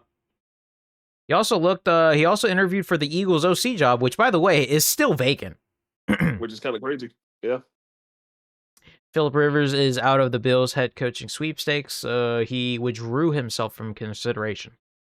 The fact that he was in it says a lot. Yeah, I know. Declan Doyle has withdrawn his name from consideration of the Eagles OC vacancy. So he's going to stay in Chicago. Great news for Bears fans, man. And that's good because Caleb Williams gets stability at the OC. So, yeah, thank God. Eagles are promoting safeties coach Joe Casper to be their new defensive pass game coordinator and DB's coach. He takes over for Christian Parker, who will have become to be the Cowboys DC. Yeah, so he worked with Blankenship and I forgot who the other safety is. We'll see. Giants interim head coach, former Giants interim head coach Mike Kafka is joining the Lions in a high-ranking offensive staff role. Yeah, that was kind of off the wall. It's like, okay, I guess, All right. not league changing, but All I guess cool. Well, that's yeah. Here's the thing about Frank Reich, as I said earlier. Things are progressing between the Jets and Frank Reich per sources. So is this for the OC or is this for something else? It should be for the OC, but as Connor said, and this is obviously very wrong now, the Jets did not plan on hiring Tanner Engstrand. January 26th. Very interesting. Boy.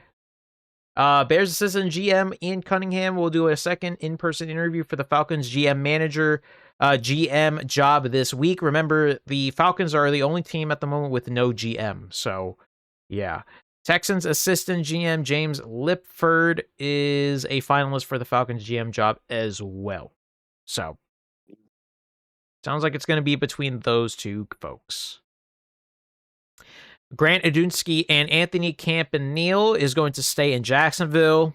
So Odunsky, despite being in multiple head coaching opportunities, he's going to stay as the OC.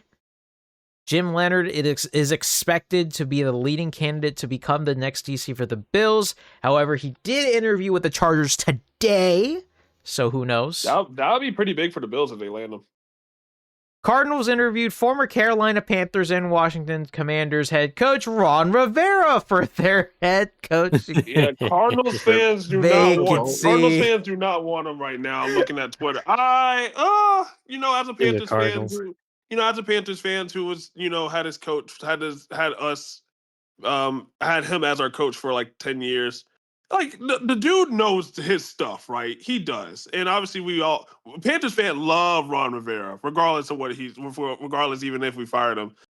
I just don't think he'll work with this Cardinals team. That's why I just think. So I don't think it'll be good. There's plenty of other people out there. I agree. I don't think Ron Rivera is going to be a solid fit for the Cardinals, especially the way they're built now. Yeah. But to be fair, I don't think there are going to be a whole lot of coaches that are going to be fit for that role.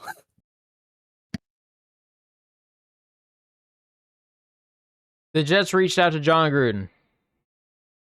But he wasn't interested. Oh, sheesh. But he wasn't interested. Darn. The Jets are not going to be Gruden grinding. The Packers are hiring Bobby Babich as their defensive pass game coordinator / secondary. Honestly, I think that's all right because the problem with the Bills' defense last year was their run game. So, yeah, I think their pass game was all right. Their pass game was actually one of the best in the league. Actually, one of the top 10 in the league. Actually, so actually, now I think about it, I think the Packers got a good one here. Yeah, I think he'll do well under Jonathan Gannon's system. So. Oh yeah, you're right about that. Yeah. Oh, got a lot more stuff to cover here though. But yeah, you guys should be seeing the other screen share now. But yeah, so let's just go over a couple more things here. Drake May will play in the Super Bowl. Excuse me. There's But no way that man's in this one. But Mike Vrabel asked if Drake May hurt his shoulder in Denver. He said, "quote This is a sport where there's going to be things that come up. We'll talk about whatever status each player has for the game once we're required to." So yes. so yeah, it's going to be yes. Shador Sanders is a Pro Bowler.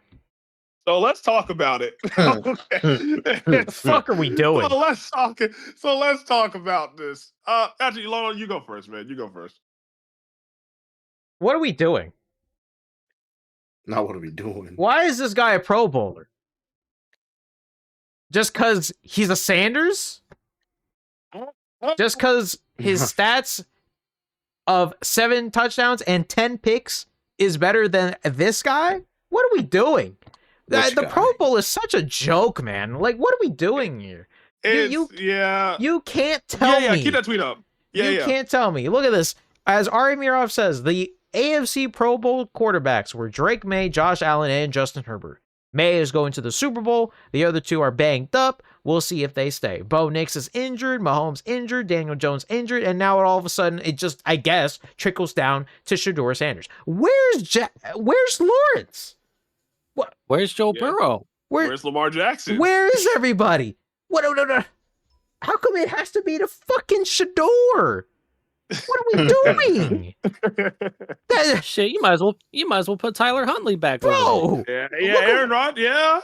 Yeah. Look at this. Come on, man. What are we doing? What? This officially says to me that the Pro Bowl is a farce. Yeah, Pro Bowl's dead. It is dead, bro. And to be honest, this shit is a joke.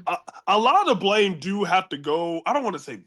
I get it. The players don't want to be hurt, but there are a lot of former players saying, "Bro, it used to mean something, bro. Like the winner would get like an extra $500K. You actually get to go out to Hawaii. When it used to be in Hawaii or like all that stuff, right?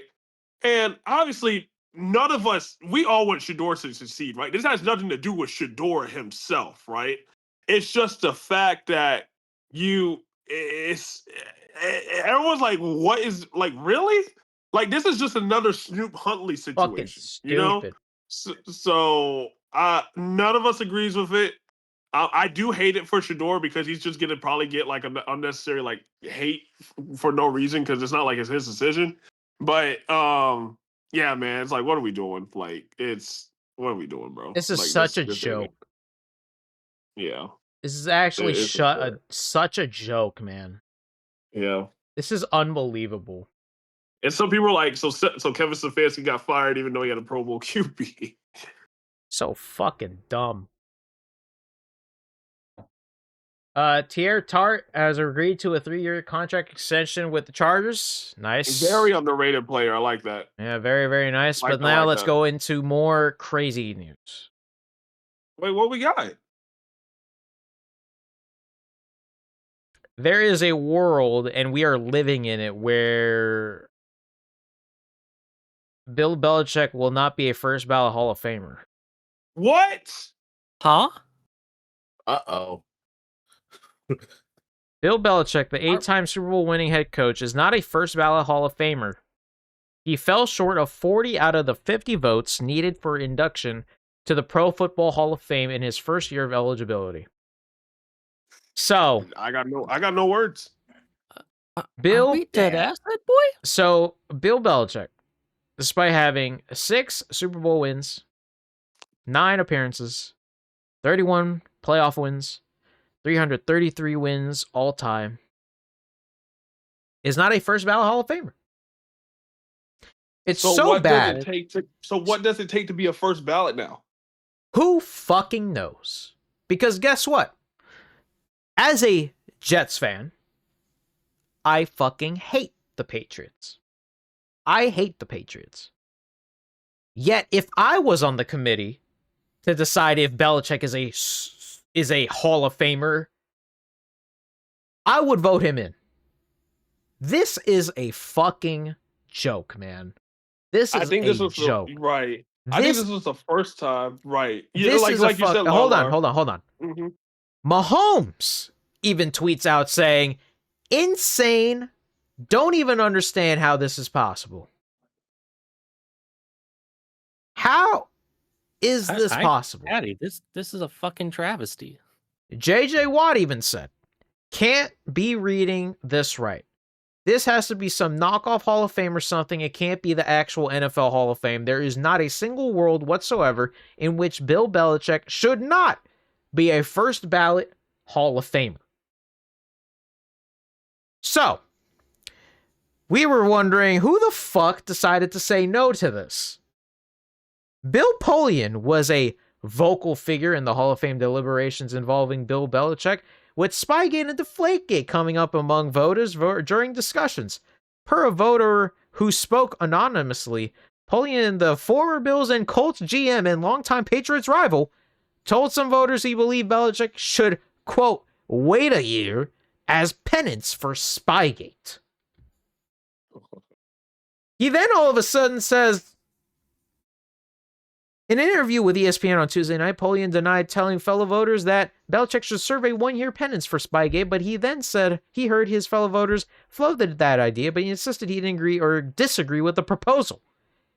He then said he added that he could not remember with 100% certainty if he voted for Belichick. Shut the... I don't know how that's joking. Possible. What? What do you mean you don't remember with 100% certainty? I'm pretty sure that if you got asked, hey, vote for Bill Belichick, yes or no, you should probably know if you selected yes or no. What kind of lame-ass excuse is this? I'm saying, like, that's one of the best. That's one of the best Tom, coaches how did you of all react time. yesterday or this? So here is a soundbite from Tom Brady about this stupidity. Tom, how did you react yesterday or this morning when you heard that Bill was not selected to be in the Hall of Fame in his first shot? You know, I just think that, to me, I don't understand it. I mean, I was with them every day. If he's not a first ballot Hall of Famer, there's really no coach that should ever be a first ballot Hall of Famer, which is completely ridiculous because people deserve it. And He's incredible. There's no coach I'd ever want to play. I'd rather play for. If I'm picking one coach to go out there to win a Super Bowl, give me one season, I'm taking Bill Belichick. So that's enough said. There's nothing outside of that. You know, again, when it comes down to votes and, you know, popularity and all that, like, you know, then welcome to the world of voting, and you may as well go, you know, try out for the Oscars or whatever, and, you know, get a big panel to tell you if you're good or not. So it's the way it works, and unfortunately, you know, he's going to get into the Hall of Fame. In the end, I'm not worried about that. You know, and a lot of times in life, you know, for all of us, you know, things don't happen exactly how you want them on your timeline, but we'll all be there to celebrate him when it does happen. And he's going to have a huge turnout from so many players, coaches that appreciated everything that he did and the commitment that he made to winning and the impact that he had on all our lives. And that'll be a great celebration when it happens. Tom. Well put, Tom. Well put. I fucking hate your team and I fucking hate you guys, but you guys are both first ballot Hall of Famers.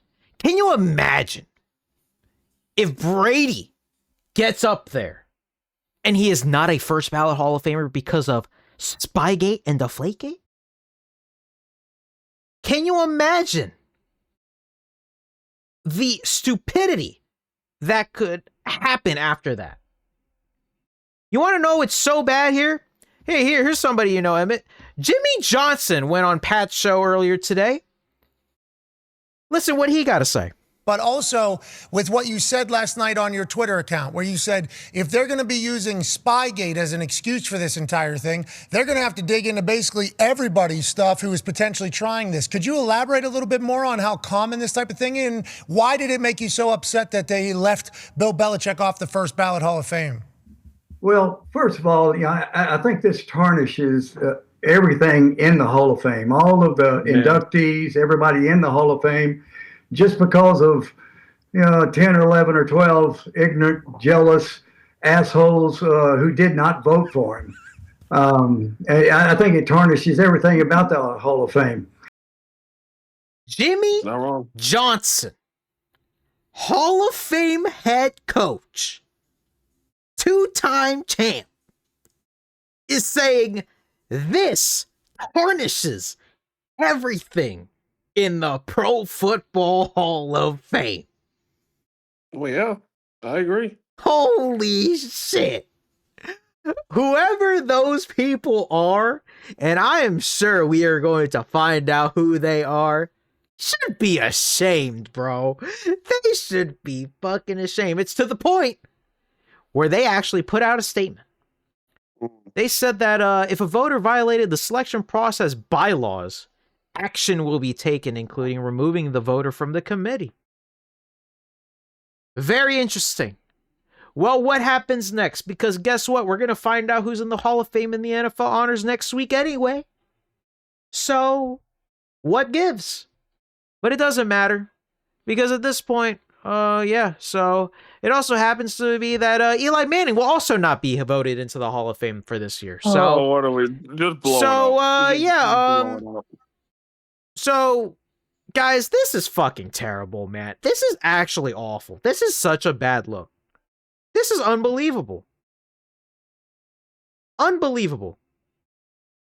Oh, I mean, there's not much to say. I mean, there's not much to say, bro. It's like if he can't get into the first ballot, then the first ballot's like it's just broken. Like there's no way of fixing it. There's none. There's none. And you can argue, and you can also argue that he was also one of the greatest general managers of all time because he was also a general manager on the Patriots. So, oh boy, man. I don't got much to say. It's just I got no words. That's all I can say. This is terrible, man. This is so bad. There was a freaking sound clip I wanted to play, but because of DMCA, I'm not going to play it. But this is a goddamn travesty. Like, what the fuck are we doing here? This is Bill fucking Belichick. Love him or hate him, this dude is the Greg Popovich of the NFL. Yeah. Like, one of the greatest, if not the greatest coach of all time. Yeah. And I will add, this is probably one of the only times where you'll see all 32 NFL teams' fan bases agree on one thing, and that's this. I don't fucking care what anybody thinks. I don't fucking care if he was an asshole to you. He won 8 fucking Super Bowls, 6 as a head coach. No one has ever done that. Mm-hmm. And you're just not going to put him in the Hall of Fame because of some fucking bias shit because he was mean to you or something else?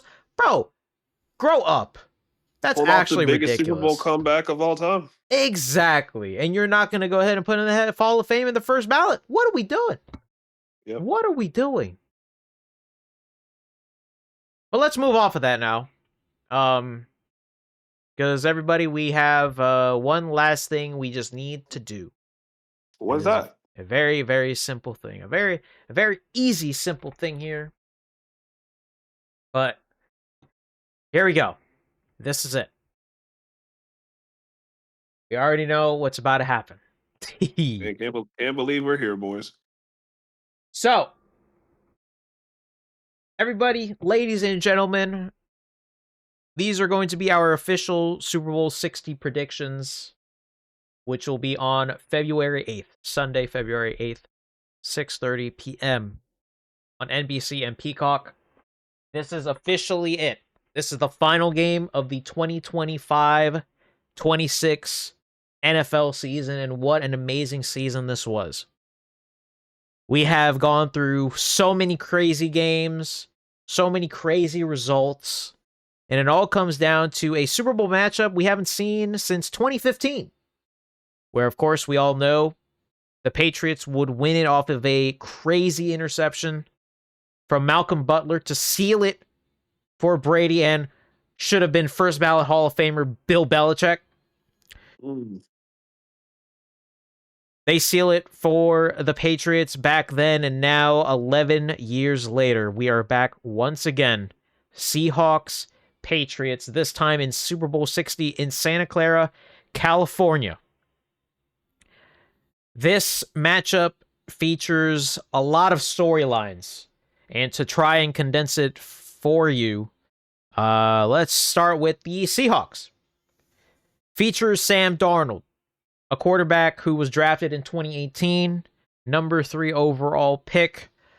He is the first quarterback in his draft class above Lamar Jackson and Josh Allen and Baker Mayfield to be in a Super Bowl, which is crazy.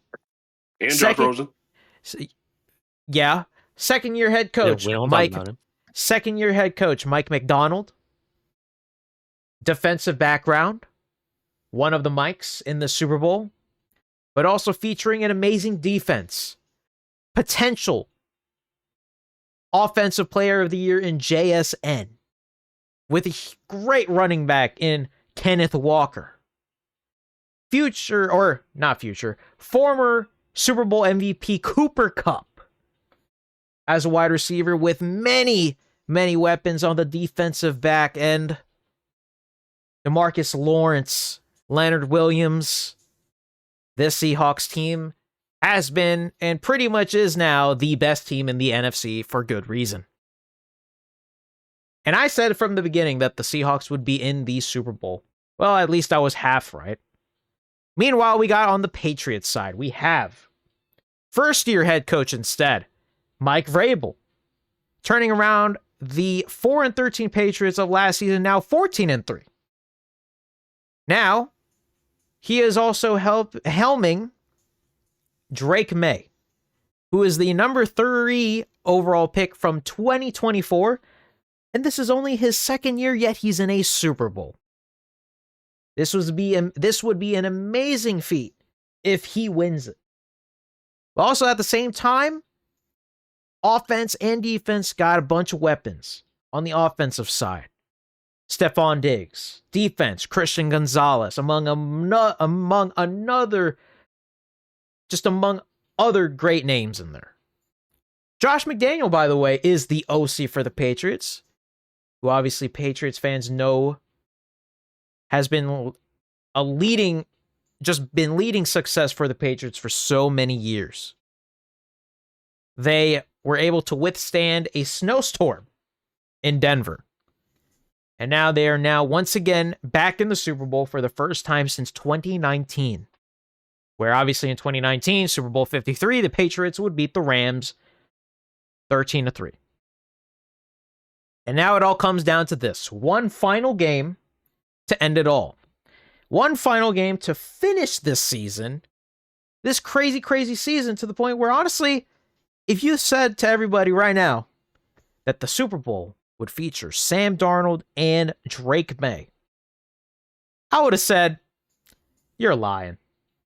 What are you talking about? There's just no way. And yet we are here. So, I asked everybody here about their predictions for the Super Bowl. And I also asked Max, but he is not here. So I'm going to go ahead and give him, tell you guys his prediction before I tell you mine. He said that the Seahawks are going to win this game 35-28. He's thinking high scoring. I like that. So, my Super Bowl 60 prediction.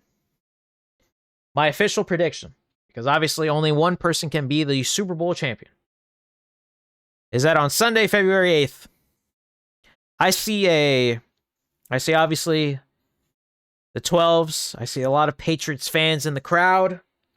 I see a lot of people hoping and praying that their team wins.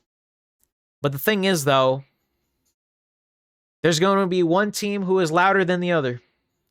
And I believe that the Seahawks are going to win Super Bowl 60.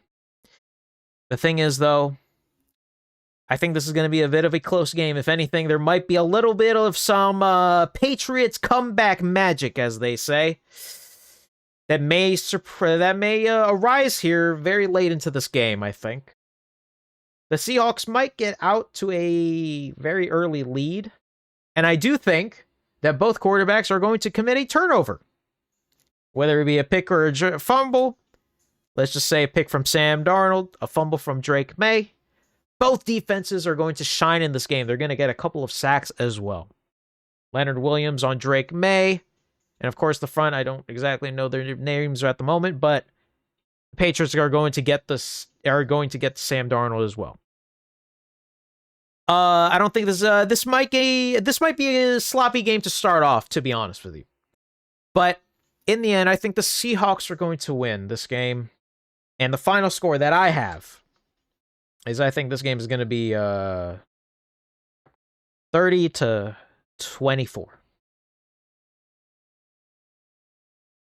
Seahawks win their first championship since Super Bowl 48. And that is my official prediction for Super Bowl 60. Who's next? I guess I'll go next. How do I think this game's going to go? I think a lot of people expect this to be a close game. I don't. In fact, I think it's going to be a blowout. Whoa! Not as much of a blowout as people think it's going to be, but I think it's going to be a blowout. I think Seattle wins their second championship and ends the Patriots' Mickey Mouse run 28-10. Whoa! On the back of that dark side defense. Really? And I think JSN's going to cook Christian Gonzalez, but you know. Man. You know what? Yeah, I'll go next too. I like that. You know what?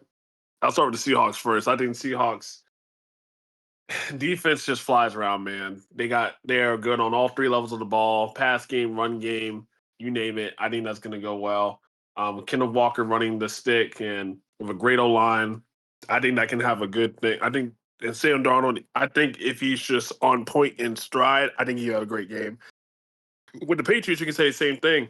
Yes, we know Drake May does not have, as much of the numbers compared to Sam Darnold in some games, but Henderson and Stevenson has been a great running back duo. Stephon Diggs, Mac Hollins even, Booty, Hunter Henry. They got guys on the offensive side and on the defensive side with Milton, with spillage if he's going to be up and ready to go. With Gonzalez, they got also backside of the ball as well. So I think it's going to be pretty even there. And thus, with that being said,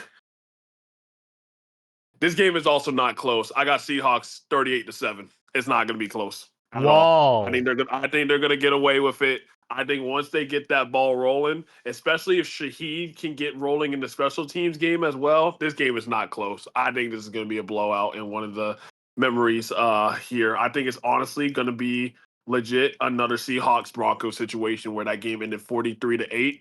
I think Seahawks will win 38-7. Emmett? Okay, so I had the Seahawks winning. I had them winning 21-17. Close game. Honestly, yeah, because I like giving praise to the Seahawks defense, like how they did, like in their run so far. I'm still kind of nervous because they gave up a bunch of points and yards to the Rams, and I just have a feeling that with the lackluster offense that the Patriots had last week, and definitely weather played a big factor to that. So I don't know if it's going to be snowing in Santa Clara, but if not, I feel like I think the Patriots will have a slightly better offensive performance while keeping up their defensive showing. But I know it's going to be rough against that Seahawks offense. So I have a feeling it's not going to be super high scoring, like a kind of in the between the low scoring, high scoring. So that's why I was saying 21-17. That's fair. All right. Yeah, if the Patriots win, boy, that'll look bad on us for it. Oh, it would, because we all have Seahawks in this. I think here's what I will say. Like, obviously my Seahawks pick 30-24 is final, but if the Patriots do win, what I will say is the Patriots' recipe to success is if they shut down Sam Darnold early, don't get them into a rhythm, they run that ball and wear that defense down. If the Patriots win this game, they will be doing that, and they will be shutting down JSN. They will be shutting down their tight end, Cooper Kupp, etc. But will it be enough? I have no idea. I feel like the offense for the Seahawks can be. They're just really rolling right now, man. They're just rolling right now. Sam Darnold's playing his best ball, and again, while I could kind of see it go either way, I just feel much better about the Seahawks winning this. The fact that we have two blowouts here, though, from both RVM and Brandon is very interesting. Because I don't think Vrabel is going to be coaching in this game and make this shit a blowout. I just don't think so. Well, as you mentioned, like the Seahawks offense has been rolling, and not to mention the Patriots offense is known to kind of go ice cold at times. Yeah. And keep in mind, remember all like the one-score games the Patriots have suffered, even with teams that they weren't really supposed to be a one-score like that close against. That's why I'm a little bit worried about as well. That is kind of sort of why I do think in this game, the flow of the game will look like this. I think the Seahawks are going to get out, like, I don't know if, I don't really care who gets the ball first, I don't really care about that, but I do think the Seahawks are going to get a touchdown here first, and then they're probably going to get a field goal or something like that. Maybe the Patriots get a touchdown or a field goal or something like that. I can see the halftime score being like a 14-7 or a 14-3 kind of score line or whatnot. Let's say the Seahawks maybe make it, I don't know, let's see, 14. So like maybe 17-3, blah, blah, blah. And then probably midway through the third quarter or at the end of the third quarter, the Patriots all of a sudden start getting a touchdown and whatnot. Who knows? I don't know. But that's kind of the recipe that I'm seeing right now for this game. I do think the Seahawks are going to lead early. The Patriots are going to sort of like manage and start a comeback here. But I don't think it's going to be enough. I think the Seahawks are just the more well-rounded team at the moment. And with 2 weeks to go, anticipation is building. Everyone's going to get healthy. We should be seeing a very interesting Super Bowl right here. But obviously, we'll come down to this because, let's face it, both of these quarterbacks, Darnold and May, they're going to be going into their first Super Bowl. There's going to be a lot of nervousness, I'm sure. Which is why I really do think that this game is going to start off very weird. Very, very weird. Like, very weird. So, we'll see, though. We'll have to just see and find out and wait. So, the thing is, though, I would love to see a blowout Super Bowl. It's just, after last season, I kind of hope we don't get a blowout Super Bowl. You know what I'm saying? So, yeah. We'll see, though. Mm-hmm. We'll see, though. You guys think Shaheed is going to get a kickoff return here? No. I absolutely think so. Nah. I mean, Patriots special teams are also pretty good, especially starting with Marcus Jones. I think he'll get probably midfield a couple of times. I don't know about a full kickoff return though. Okay, that's fair. All right, well, gentlemen, that is going to do it for our episode here, episode 20 of Talking Football with Larlar. We have given you our picks for Super Bowl 60. What are your picks? Let us know down in the comments down below. And thank you guys so much for listening to this episode of Talking Football with Larlar. Remember, there is one last episode before the season, or after the season ends, I guess.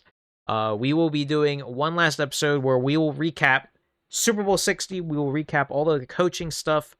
That episode will not be doing it next week. We will be doing it the following week, which is most likely going to be Wednesday the 11th, because, there's really nothing happening this weekend anyway. This is going to be the first this is going to be the first weekend of since September where there's no football, and I'm going to feel empty inside, I'm not going to lie. So so we will be back in 2 weeks, not next week, for another episode. But we will still, once again, be doing an episode during the free agency period and after the draft. And then, who knows, we'll see what happens after that. So, thank you guys so much for your support. Thank you so much for listening for this entire week and season of football. We got one more game to go. Let's hope it's a great one. And we will see you guys on the other side when Super Bowl 60 ends. And we're in pretty much a new season of football after that. So, thank you guys so much for watching, for listening, and we'll see you guys in the next episode. See you guys next time. Happy Super Bowl week. Bye-bye. Super Bowl week is in 2 weeks. Basically Super Bowl week. Bro, I am kind of surprised that you guys went blowout city here, man. I don't see it.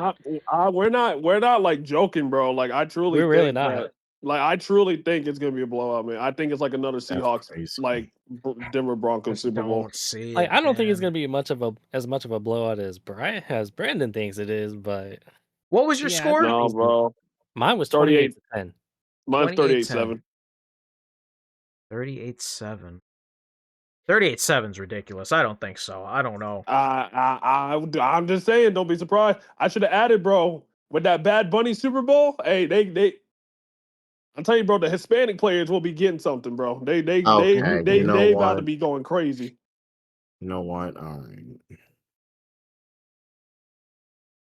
I just I don't know. I didn't say it in the podcast, but I think it's Seattle going into one of their rivals' house. Yeah, I'm about to say they're already used to kind of that stadium, so. Yeah, but it's the Super Bowl. You know?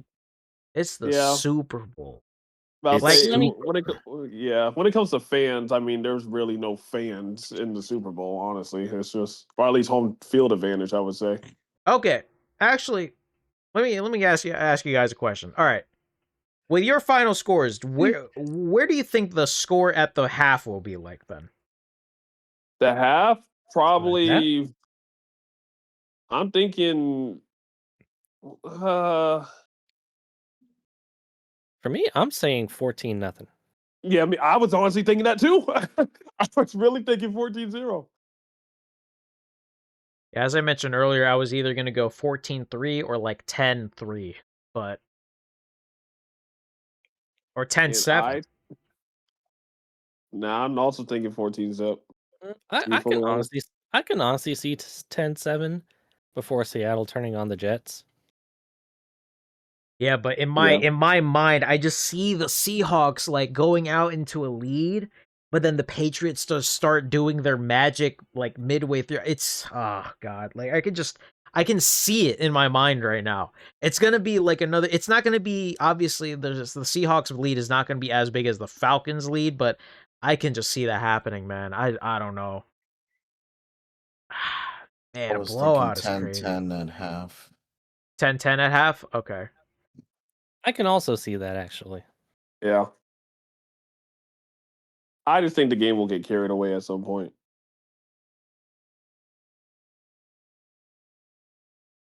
Like maybe like a pick six or like a fumble recovery. Because when Drake May lost 3 fumbles against now, granted, it's a Texans defense, right?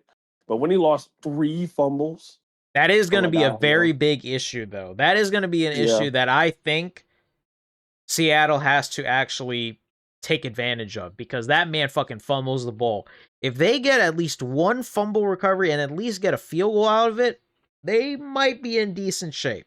But right, yeah. But yeah, that's kind of why, like, I still think, like, overall, the Seahawks are just all around just better than the Patriots because that defense is going to terrorize Drake May for a period of time, I feel like.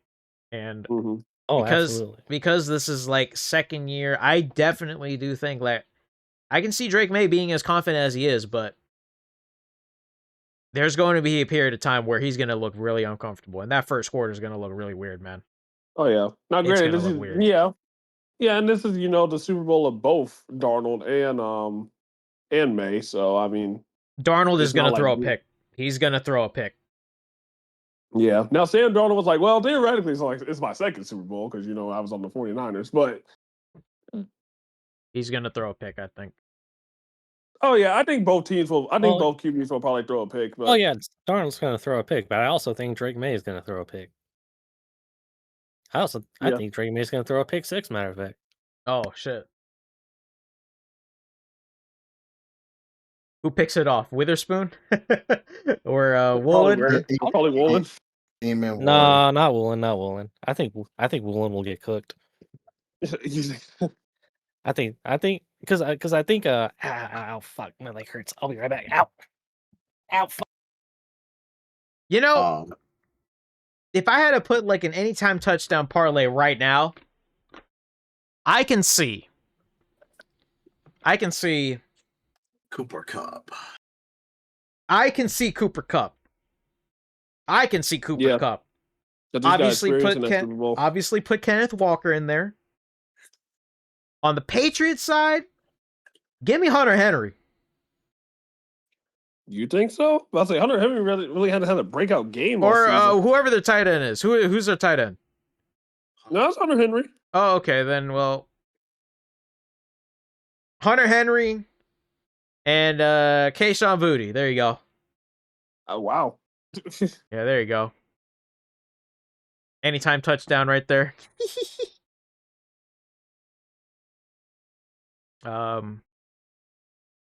Man, I can't believe that we're actually here, man. That's fucking crazy. Yes, we are. This is fucking crazy. All right, let's move to the Velvet Room. All right. Emmett, I am going to play some Umamusume. Umamusume. All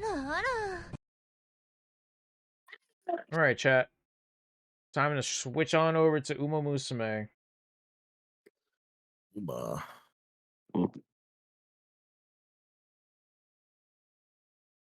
While you do that, I'm gonna take a quick shower. Bro, you waited till okay. Yes, bro. We had the podcast, bro.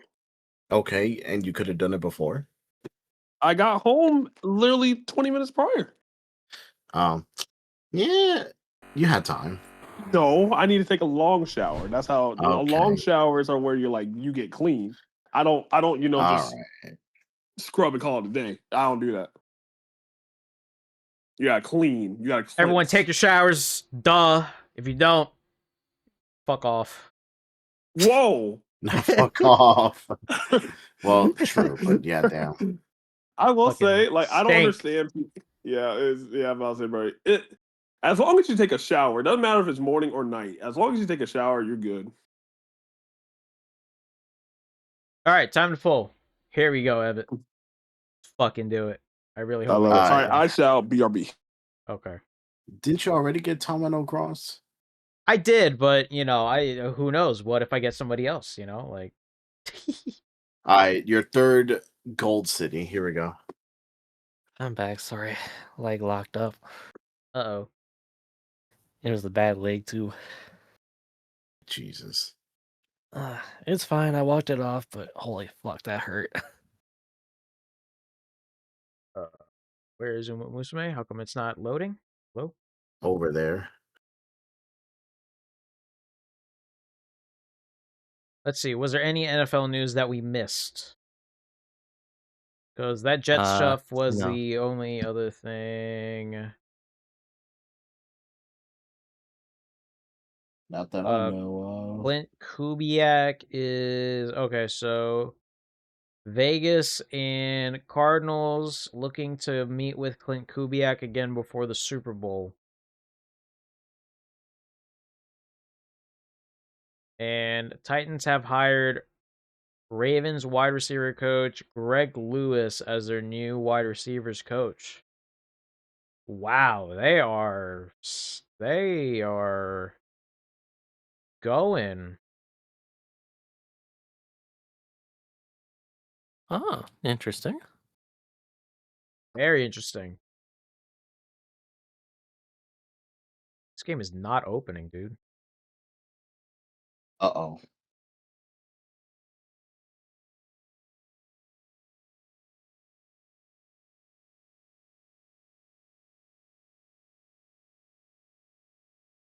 Oh, I forgot to completely. Oh my goodness, I actually have to do something really quickly before I do Umamusume. Hold on a second. The update is live.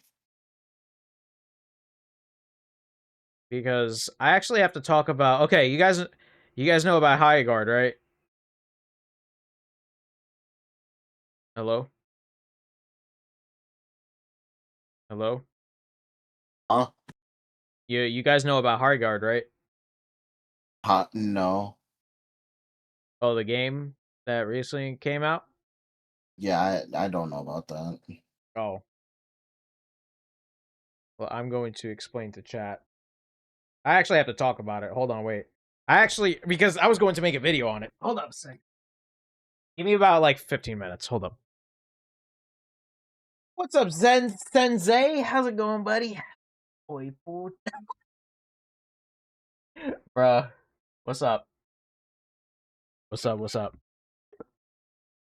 Alright, what is going on here? My shit is not loading.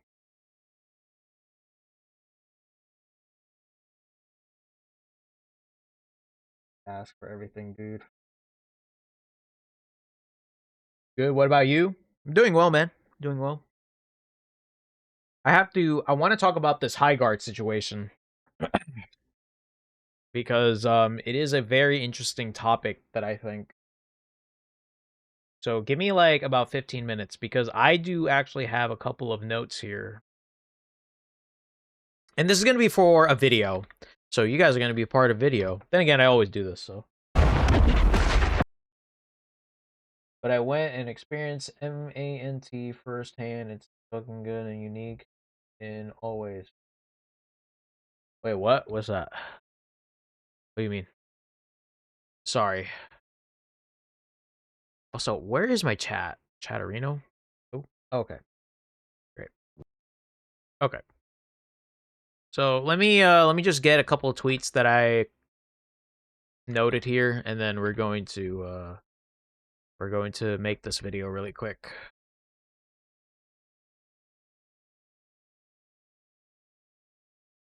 So, yeah, I did play Highguard earlier, and I only played a little bit of it. So yeah, I do have a couple of thoughts on it. If I'm being honest, from what I played, it wasn't that bad. It really wasn't. Like, you guys know about the Highguard situation, right? Oops.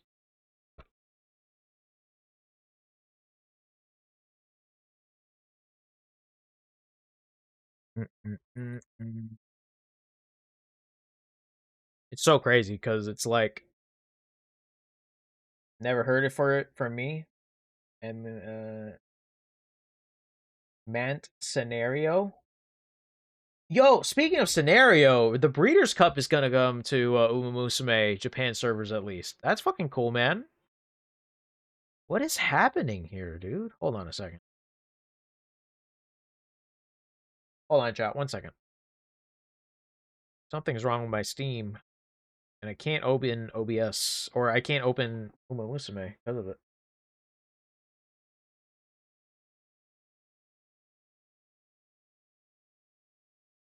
I'm gonna just cook pancit canton. Hell yeah. Here be like 20 minutes or so. No, yeah. Let me just talk about this really quick. I don't know what's happening. Hold on. I might actually have to restart. I don't want to restart my everything, but hold on a second.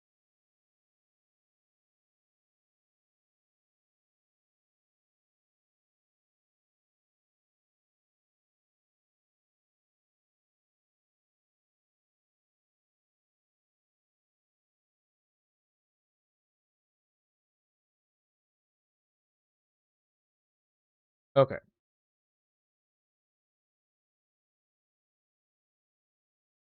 All right. So let's talk about this. Let me put some music on.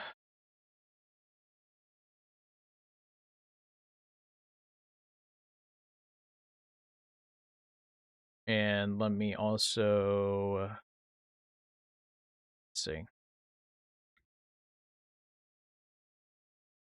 Yes, log me in, Steam. Come on, what are we doing? How come I can't get in here? There's got to be something fucking up Steam right now. I don't know what's going on.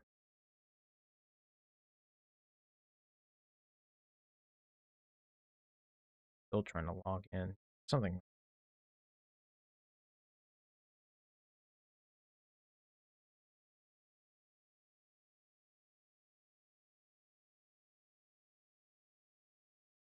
All right.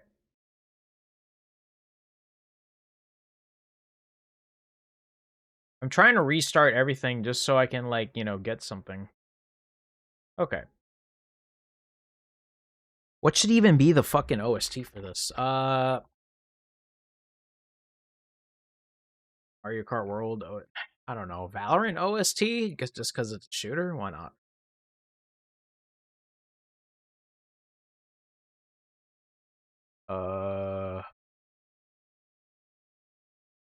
Damn, son. You got, like, the menu themes and shit.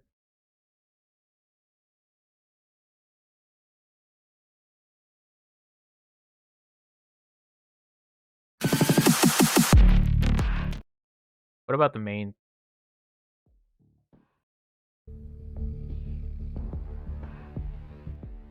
Okay, maybe this works.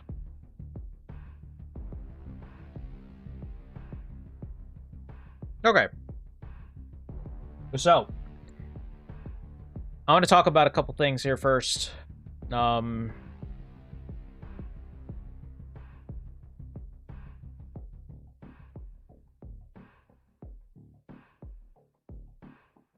is going on with Steam, dude? I might actually have to, like, restart my computer. I'm not even gonna lie to you.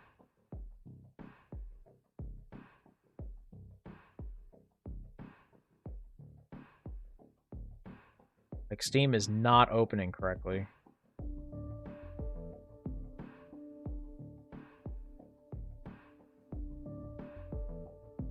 It's not responding.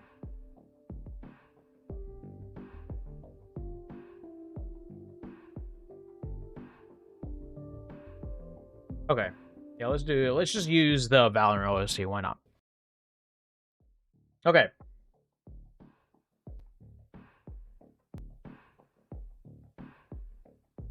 All right, guys.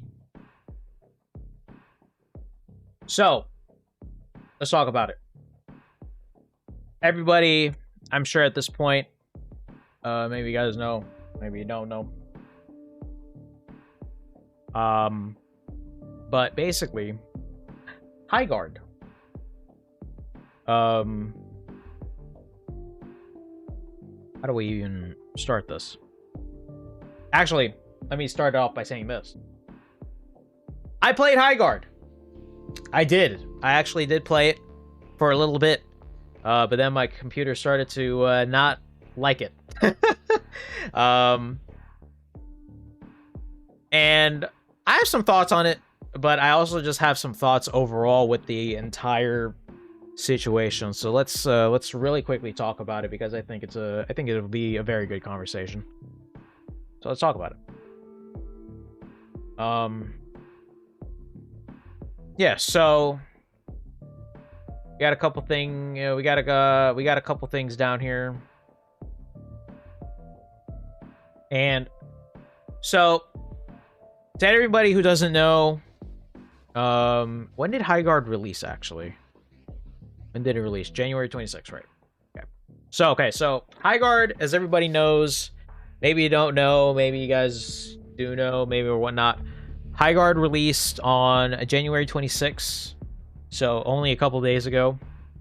And this game is under a lot of controversy because of the marketing and Jeff Keighley and just a whole bunch of other stuff.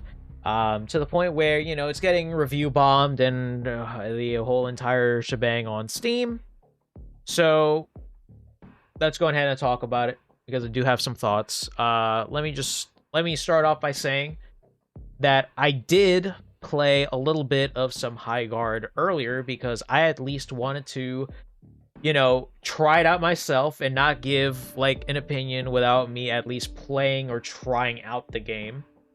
So here's actually a couple of here's a couple scenes from that footage. So here we go. And then I'm gonna edit it in. Boom, boom, boom. Steam is not opening. This is not good. Okay. Why is Steam not working? Okay, let's continue this. So when Highguard first got announced, it was at the Game Awards, and it ended the show. Obviously, a lot of people were very much questioning the fact as to why Jeff Keighley even did that. And a lot of people, maybe, I guess, including me, at least seemed a bit interested into this game because it was from the people who made Apex Legends and Titanfall. I played more Apex Legends so this at least seemed a bit interesting to me, but obviously you wouldn't really know until the game actually comes out. But the weirdest part about this whole entire ordeal is the fact that when we look at Highguard's Twitter account, they basically went radio silent for like a month, which was so weird. And just to show that I am not BSing around here,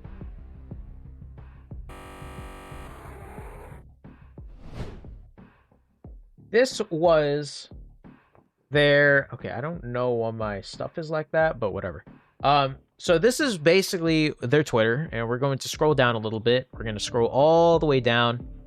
So their first tweet was, of course, the trailer introducing Highguard, an all-new PvP raid shooter from the creators of Apex Legends and Titanfall, and this was obviously on December 11th, 2025. Remember, it ended the Game Awards show.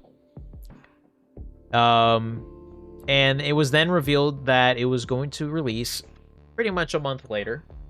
And we also just find out that Jeff Keighley just liked the game so much to the point where he said, you know what? I'm going to go ahead and give these guys a favor.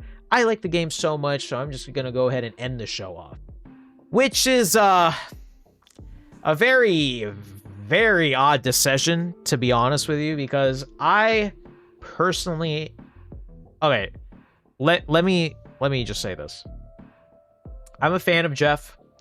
I think what he has done for the gaming industry as of recent, many people may not like it, but at the same time, I don't see anybody else at his caliber doing things like it. So he's been in the gaming industry for a long time. I personally think he's overhated a lot. He gets a lot of flack for a lot of things that is either A, out of his control, or B, it's just, you know, just, I guess, something. But this one, though, this is definitely a bit questionable.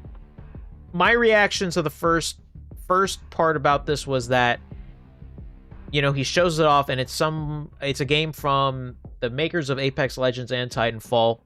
So at first it looked fine, but then after, when you really think about it, it did seem a little odd.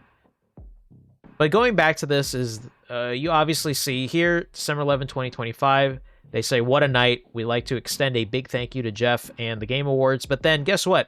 They go radio silent for basically a whole month, to the point where they don't say anything until January 23rd, where all of a sudden they say that we're going to have a whole Highguard launch showcase 3 days before it releases. An in-depth look at Highguard direct from the studio, featuring a full gameplay deep dive, year one plans, and much more. Great. Why couldn't... how come we couldn't see more of the game, at least, like, you know, within the weeks going up to it, you know? Like, I don't personally understand this move.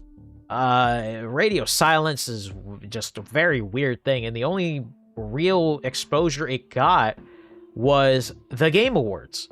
And again, when you think about it, having Jeff make it the last game, very questionable, regarding the fact that Star Wars was also announced and a bunch of other titles. Obviously, Mega Man, that could easily ended the show off potentially, but no, we get a free PvP shooter in a genre that's already bloated. Very questionable. But yeah, so obviously the game releases. There's a whole creator showcase where, you know, a lot of creators went ahead and went to go play it in early access and whatnot. Some people said they liked it. Some people was mixed about it. But yeah, obviously the game goes and releases, and it hits 63,000 players within the first 30 minutes. But not even, like, after 24 hours later, which it peaked at 97,000, it then featured only 17,000, which was interesting. But as Warrior64 says here, currently now 17,000 with a 33% mostly negative rating, which is obviously not good in any sort of circumstance. Let me just go ahead and move this really quick. Hold on.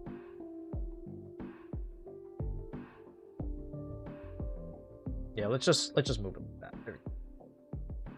I don't know why it was like that, but yeah. Okay, anyways. So obviously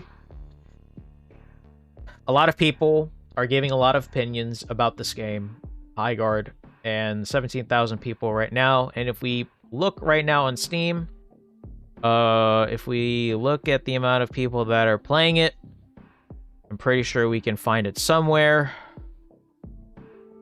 Maybe we can find it. View discussions, maybe. Store page. Actually, we don't even need to look. Let's take a look at this. Steam DB. This will tell us easily. All right, Steam DB. When we look at Highguard right now, it has 12,000 players. So, big drop down. This is kind of like the norm almost, although Arc Raiders has been very, very steady with their growth, where Arc Raiders has 266,000. Obviously, CS2 is just the king. But yeah, 266,000 on Arc Raiders. Marvel Rivals still up going. Toda 2, etc., etc. So yeah, that is those are the numbers with Highguard there.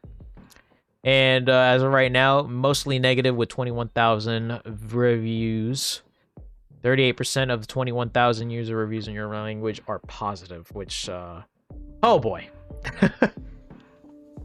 So obviously Jeff Keighley said this before the game got released, and it was a GIF basically saying, in 48 hours, I'll be accepting your apologies. Which is something very bold of you, Jeff. Very, very bold, Jeff. And it was so crazy, in fact, that people actually asked him, Jeff, do you have any financial stake in Highguard? He says, absolutely not. And I'm sure we can go ahead and find the tweet in here.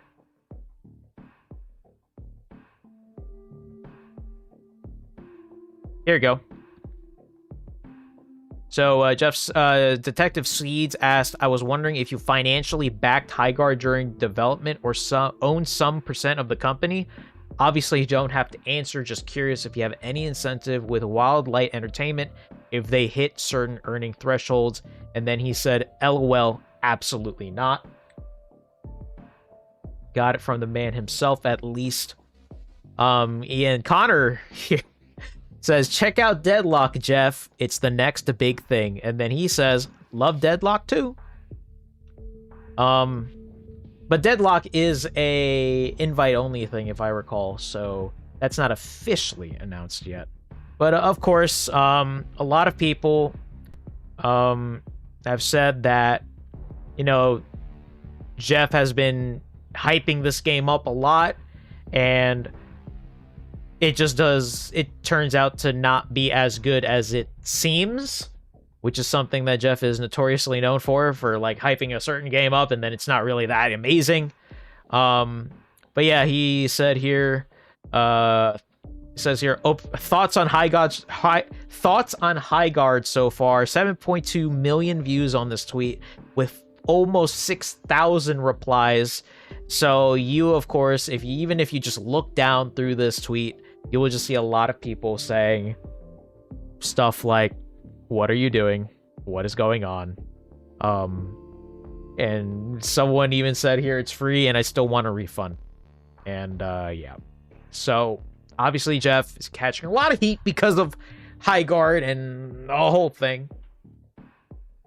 But yeah, some interesting things is that even the Highguard devs confirmed Jeff Keighley just gave them the finale spot at the Game Awards. Jeff came in, played the game, and was blown away, and then he asked us to be a part of the Game Awards and do something kind of special, which was obviously the final spot in the Game Awards to end the show off. There's just a bunch of articles that have released over the past couple of days. Here, hero shooters in general, as of right now, especially after the Concord incident, is a very bloated genre. So yeah. I do have here a couple of tweets, though, because if I'm being honest, I personally think Jeff is getting over-hated here, to be honest. Like, Mischief says the Jeff Keighley hate is honestly pretty unwarranted, given the fact that he is the literal only reason Highguard even stood a chance of success. There's no way it would have broken 10,000 concurrent players on Steam organically. Which I can kind of see is true, because, let's face it, if it was in the middle of the Game Awards, no one would give a shit. Literally, no one would care. Swear. No one would care. Say you want to want about Jeff, but this man has face-tanked mountains of critiques, feedback, and hate for 20 years, and instead of ignoring it all, he listens and he improves while making jokes about it. Probably why his shows get better every year. Yep. Gene Park recently said, part of why I was interested in Highguard is because Jeff Keighley is a real gamer. Game Award winners are a reflection of the game's media panel, not Jeff. His taste in games is sophisticated and savvy. He was raised on and started his career by playing and loving Sierra Online adventure games, which would filter most gamers today. Highguard isn't connecting with me completely, but that doesn't mean I'm counting out Jeff's recommendations anytime soon. I love this tweet from Poodle. She says, I miss the times where gamers said it's not for me to a game they didn't enjoy. Now all we have is trashing and disrespecting games just because they didn't like it. Yep. That's pretty much what I feel about it. We have a whole big tweet here from Dre. Nilla, Highguard thoughts from a 7,200 hour Apex Legends player. Optimization is terrible. I agree. This game does not run good. It does not run good at all, man. It does not run good at all. And if you just look on Twitter, obviously, there's just a lot of just reactions toward Highguard, basically saying, like, why was this even created? Why so many people do not like it? There are some people that do like it, but then it's just a whole other thing of, you know, people not really liking it, blah, blah, blah, blah. And this is the whole thing that I said literally in my other video regarding, like, Game Awards and Summer Game Fest and etc. Gamers are crazy, crazy, crazy when things just, like, if it's something as little as, like, you know, potentially, I guess, review bombing a game just because, like, you know, you didn't like it, blah, blah, blah. It's so weird how this is, you know? It's just so weird. Like, this tweet right here is just all I'm saying. I cannot believe that we just have to be so dramatic over some things. Why can't people just say, this wasn't really for me, so I'm gonna just move on and just play whatever I was playing? Wow, it's so simple. Like, come on. What are we doing, man? Anyways, but yeah. My thoughts on Highguard after after playing a couple of minutes in it is, I personally think that the actually let me go off of this. Okay. So, I personally think, in terms of Highguard, it's a game. I don't think I'm in the mood to play it right now. What I will say is, in the tutorial, at least that I played, I could kind of see the vision. But I don't think this is a game, at least for me right now, because if I'm being honest, when it comes down to shooter games, like, I have played my fair share of Overwatch, I have played my fair share of CS, Valorant, Fortnite, etc., etc. Like, I've played my share of it, you know, mostly Valorant, of course, but even I haven't played really any Valorant recently, and that's probably because I'm just kind of just taking a break from shooters, and this is probably just, I guess, not the time for me in terms of Highguard. So I hope whoever does actually enjoy the game, I hope you enjoy it. But if you don't like the game, just move on, man. Just move on, and yeah, there you go. Don't be afraid to, like, not formulate your own opinion just because Twitter says so. Like, honestly, like, this is just a whole small bubble anyway. It's like, make your own opinion, play the game yourself, and then see what happens. And if it's not for you, it's not for you. That's as simple as that. But yeah, I personally think, for me, Highguard is in a situation that is just, I don't legitimately know if people are actually gonna, like, take this thing serious anymore, because, you know, obviously it ended the Game Awards and then the whole shebang. I just do not know if people are willing to give it another chance, because it ended the Game Awards, and yeah, I don't know. There are many, obviously, there are definitely many other factors as to why people would decide to review bomb it or just not want to play it or whatnot. Just give it a shot, and if you don't like it, just don't be so dramatic over it to the point where Jeff should apologize because he was the one who decided. Shut up, man. What are we doing? It's so funny to me. It's just so funny. Like, chill out. Like, people, and obviously it's the internet. People don't want to chill out. They just gotta go ahead and just, and then act like they did something. I don't know. Maybe it's just me, but I don't know. But that is at least my thoughts. maybe I'll give it another shot at some point. Who knows? But in terms of shooters, I'll be honest, I have been taking a break from shooters anyway at the moment, so maybe it's just not for me at the moment, so we'll see what happens next in terms of this game. Clearly, they have a whole plan in terms of how they want to go about this game, so yeah. But yeah, those are my thoughts. I hope you guys enjoyed. If you agree, have you played Highguard? Let me know in the chat. But yeah, legitimately though, just give Highguard a chance, and then if you don't like it, then you don't like it. You know, don't be so dramatic over the fact that it ended the Game Awards, blah, blah, blah, blah, blah. I tried it. I just deemed it, I just thought, it's probably not for me. Kind of taking a break from FPS games right now anyway. I could kind of see the vision from what I've played, but that's just my opinion. So, what are your thoughts on Highguard if you played it? And yeah, just let me know in the comments. That's it. Other than that, that's it. And I hope everyone has a good one. And hopefully we'll be more kinder to each other regarding these sorts of stuff. So, yeah, that's it. All right. Crazy, man. Crazy, crazy, crazy.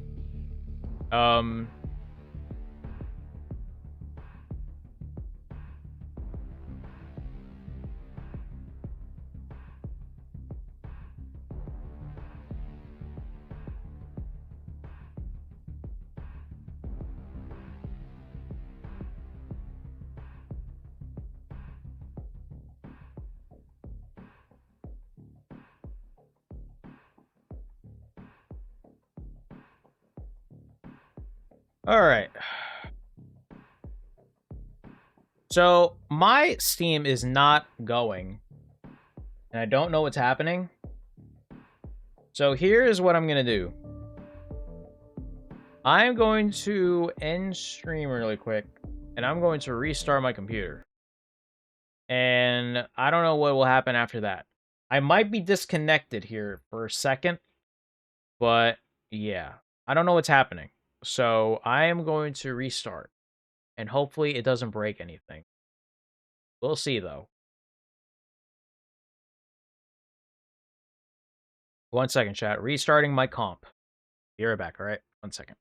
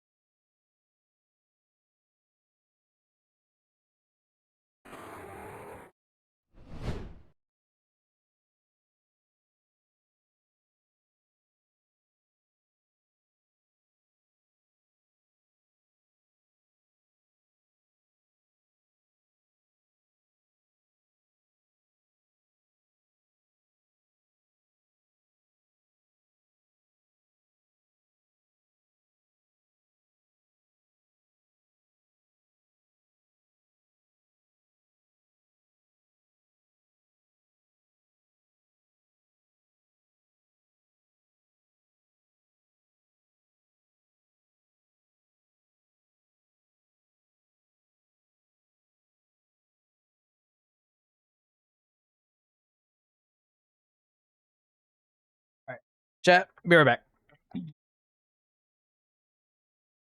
Should be back.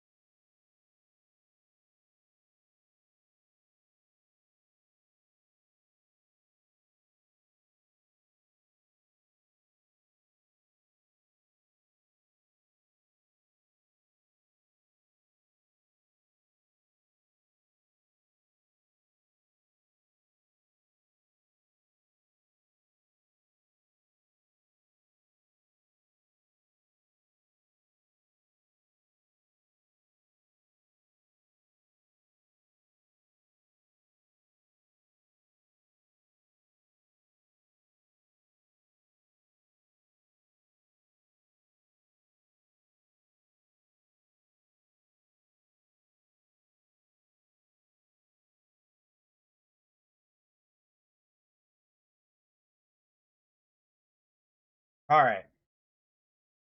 Here we go. Okay.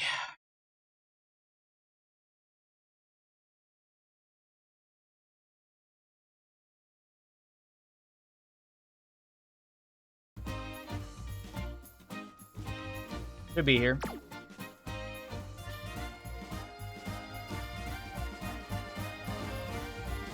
Okay. Chat, we're about to do our free 10 pull here. Let's see what we get.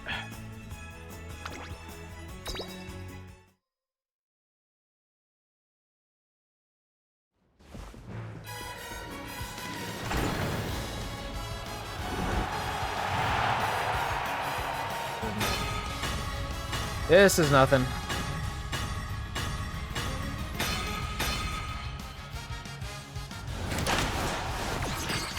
Unless.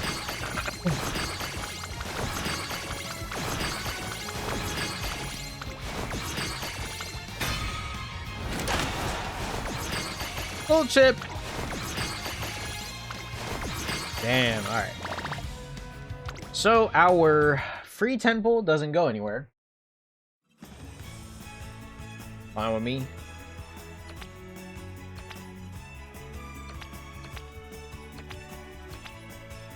You know what? I'm curious. What if I do this?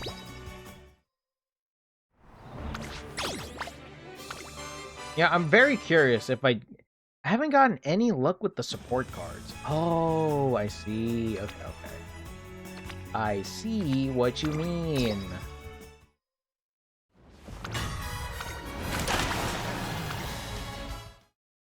Well, we didn't get anything.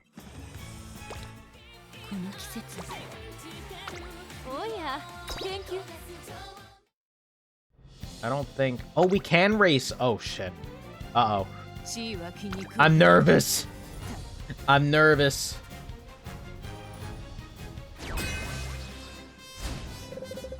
I'm nervous. Oh, God. Can we win this? Oh, oh, boy. Let's see.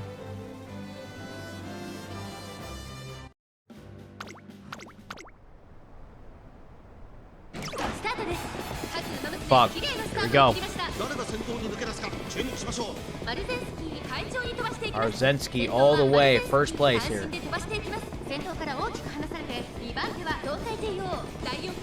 Tokai Teo. We're in second right now. We're both right there, second, third. Ogre Cap is in the back here.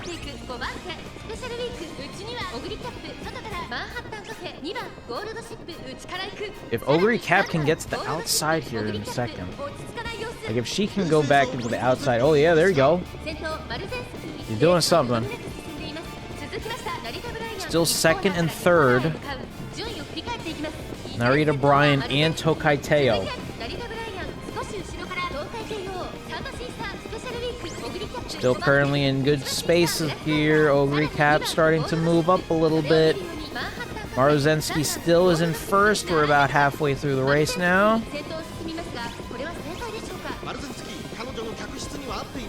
Both Ogre Cap and Special Week is coming. Narita Bryan and Tokai Teo still second and third. However, we are coming down to the final laps here. Gold ship is coming. 2 gold ships coming. All right, here we go.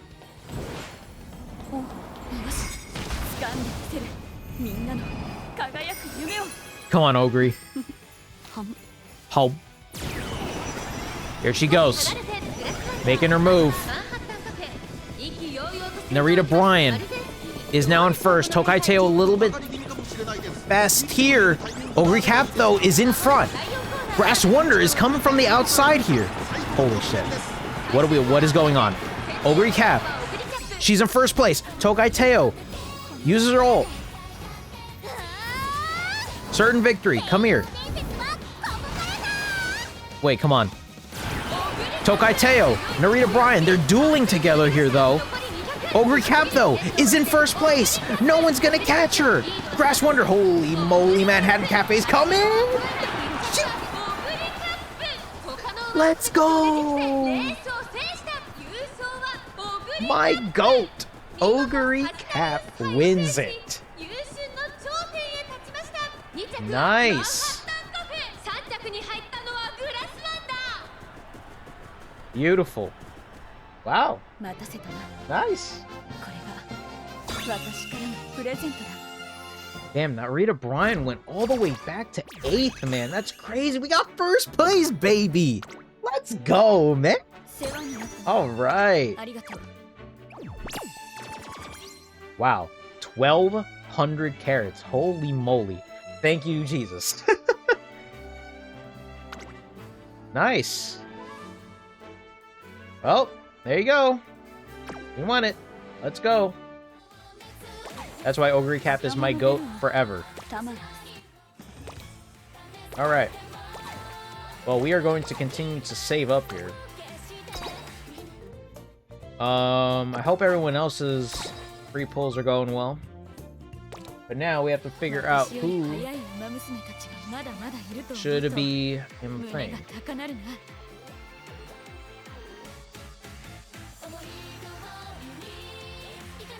Hold up.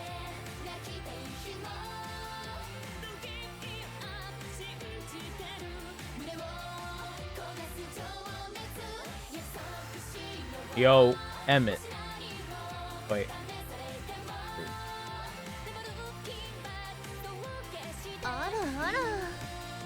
You alive?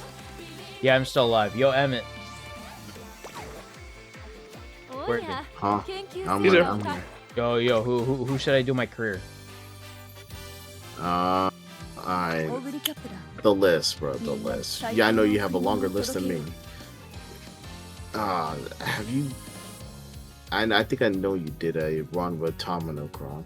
Let's see. Yeah. You know what? You know what?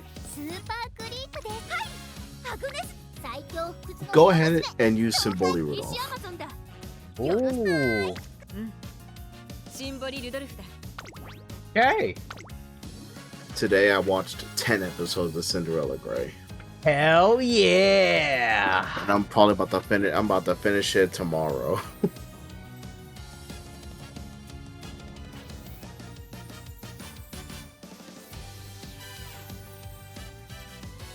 Malala, man, the little like when she gets serious eyes. Oh my god, I was scared, bro. Amazing, man. That's my GOAT.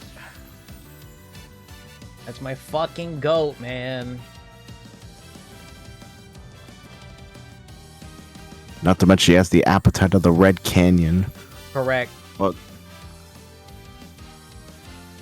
Also, I got first place in my graded league, bro. That's crazy, man. I didn't even qualify. No! Bro, I kept getting cooked, man. That shit is gold difficult. Ships. It is. God, it is man. fucking difficult. And guess who I won it with?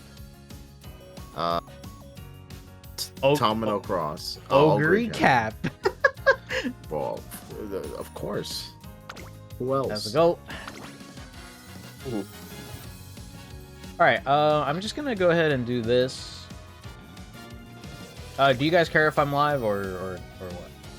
Nah, we want to chat here, bro.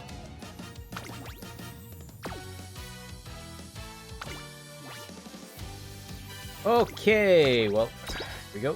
Let's do one career and then we'll call it a night. Sa.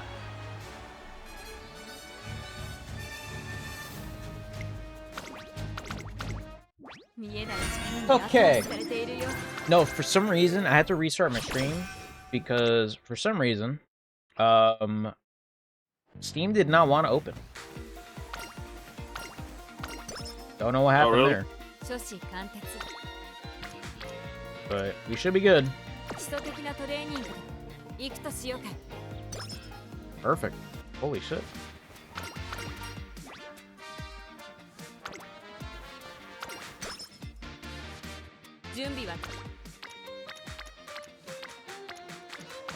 Do that.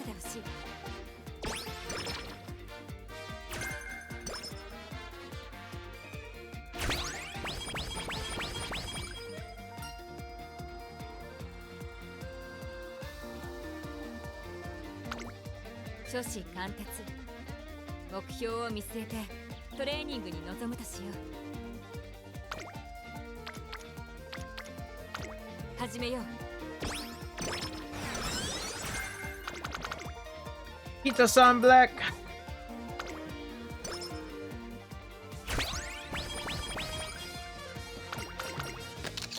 You know, we should get an anime of Symboli Rudolph. That's what I'm saying. Like, I want to see her run, bro. Like, want to see why she became the 7th Crown Emperor. I know, right? Like, I really want to see that.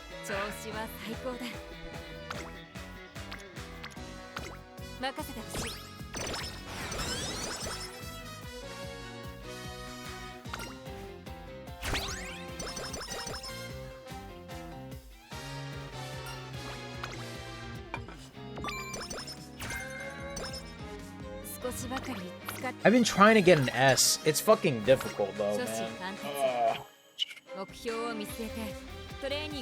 I can tell. It's fucking difficult. You know what would be so crazy? Let's try and hit it right here. It's gonna be impossible though. I don't know. We'll see. Like, you would need like the friendships to like trigger within the first 2 goal races.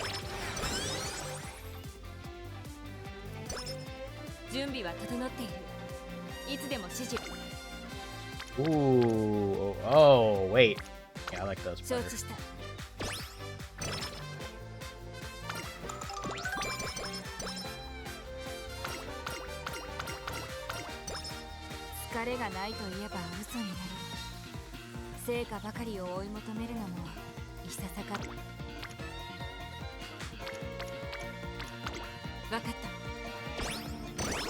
Give me that.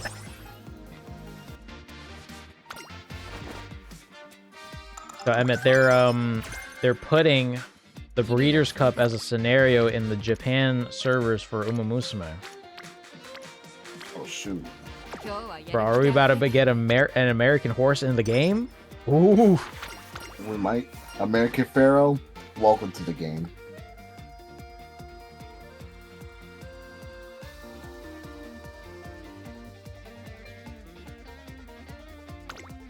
I'm very curious if we're actually ever going to see that. I would love to see it though. Maybe in a few years. Maybe.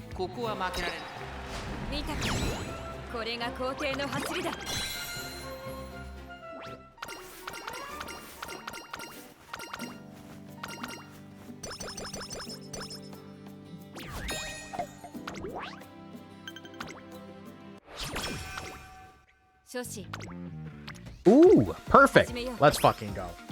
I love that.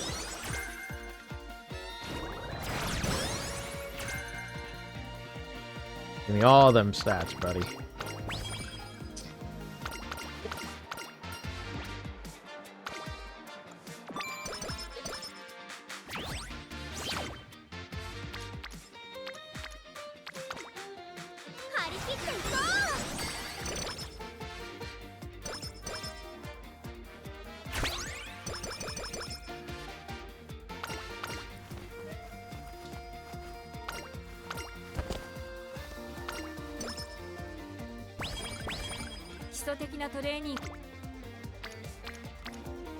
Oh, damn.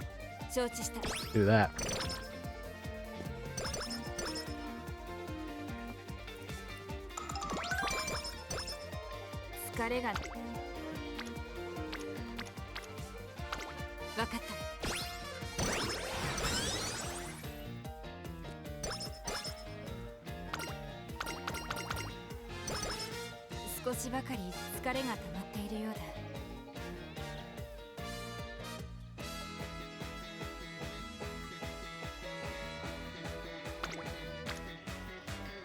Oof. Nah, I can't do that. What's stopping you? What is she doing? Why? Oh, bro. Bro, what is she doing?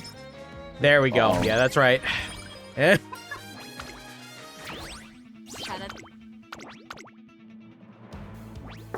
Also, I do see who was revealed today. Tiamat O and Harura. yeah, Look, New man. Year's. I would, but I can't do it. I can't do it either. I need to. I'm saving right now, man.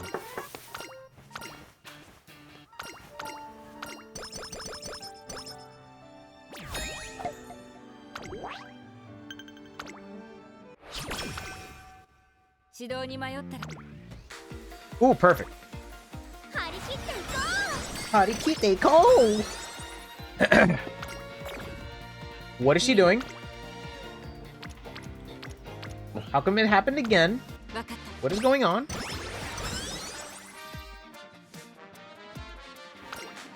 Yeah, there we go. Get this. Yup. There we go.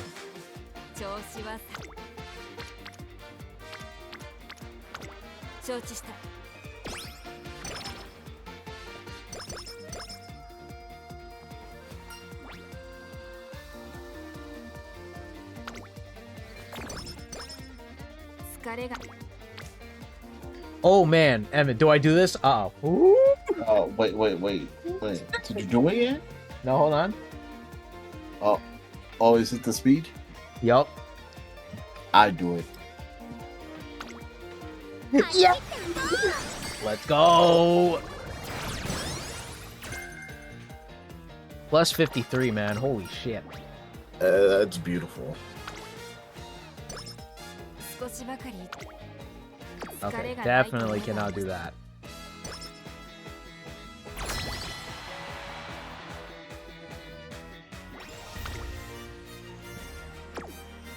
Oh.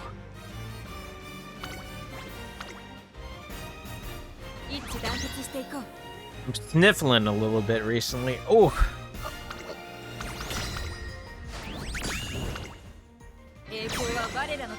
Nice, we won.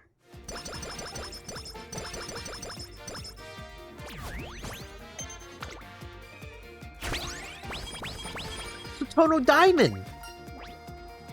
Tono Diamond, where? She joined the team. Oh, hey.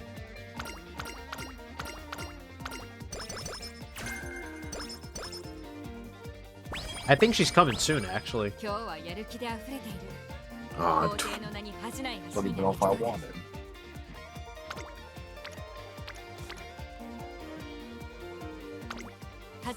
I have a bias because of the anime, but... Yeah, it is.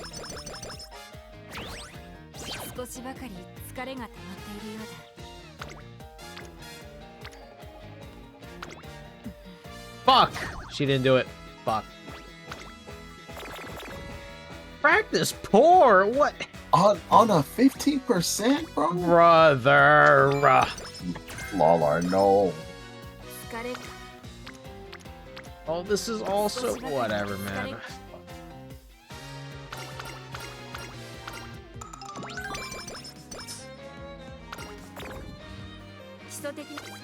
What are we doing? Why is she like this? Uh-oh.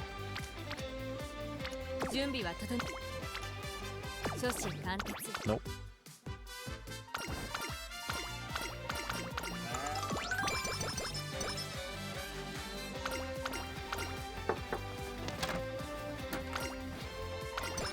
I'm doing a terminal cross run myself. Yes, sir. All right, here we go. Back on top.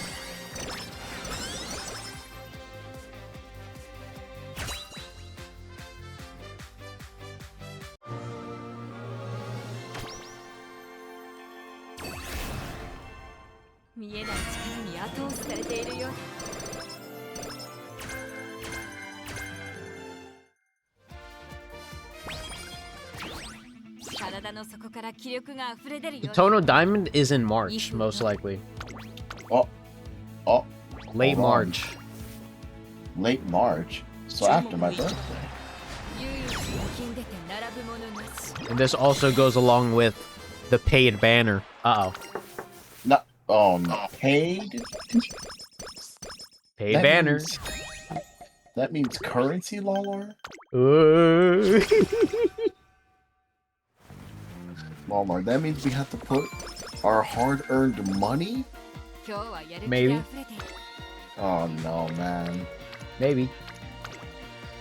Side games, man. What are we doing?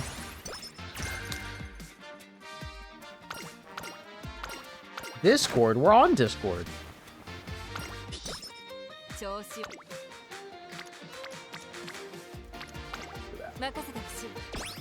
Need to get right shower up anyway.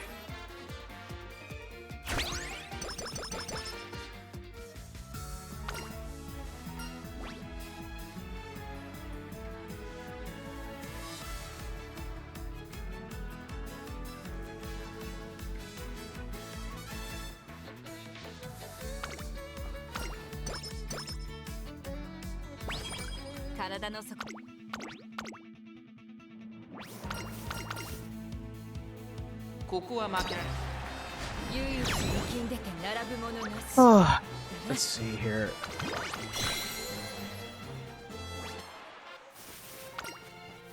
Wait, I haven't seen Symboli Rudolph's little like G1 victory animation. I want to see it.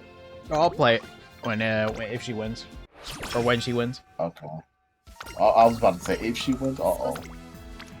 Nah, she gonna win, bro. What are we doing? That, yup. And then we're at the summer camp, baby. I thought you were gonna say Super Bowl. I was about to say supermarket for some reason.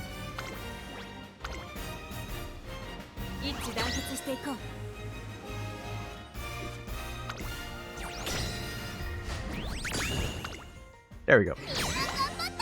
Migraine Easy blues. money. Oh, no. Nope.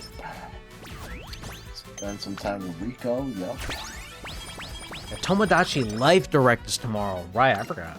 Fucking forgot. Yeah. Brandon, lock in. I'm locking in that. Yeah, I'm gonna lock in too. What time does that start? 9. EST. Yep. Yeah, work watching it. I'll put on my door. I have a meeting at 9 o'clock. That's what I did with the Nintendo Direct. Whatever the last one was, it was like at 9 or 10 o'clock or whatever. I put a meeting from 9 to 10. So no one bothered me. And then people on the outside will hear, "Oh my god!" I watch one of my coworkers coming to Larlar's stream tomorrow. So watch his VOD. Be like, "What did Brandon just say?" Brandon just now.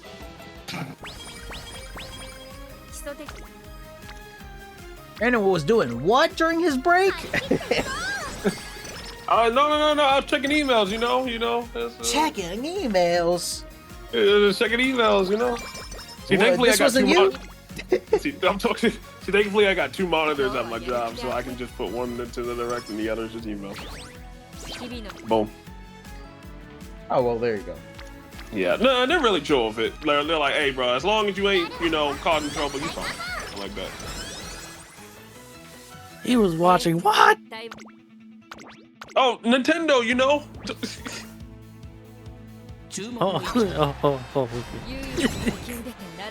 Imagine. Bro. He was watching the direct? Yeah. On the job?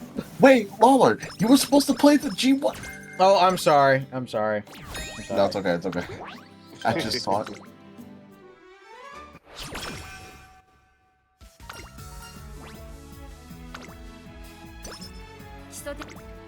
Domino, Damn, please. bro. You cannot. friendship You cannot shits, look man. at. Oh my God. Domino, please. Oh Lord. Lawler, man. She was about to lose to my op. We can't let that happen. Not the op. Not special week. Special trash, anyway. Whoa! Nope. Oh.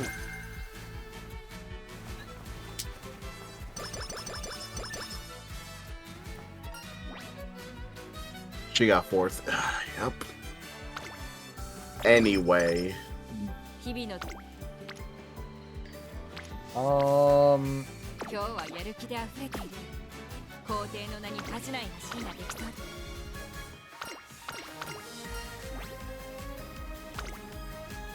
Do that. All right, this is the Arima Kinen, so let's watch it. Oh.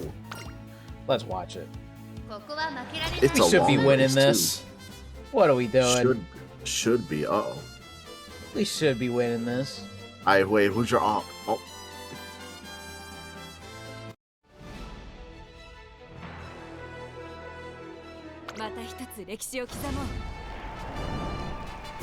Yeah.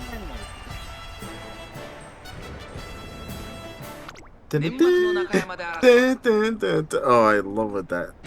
I like the other one more though.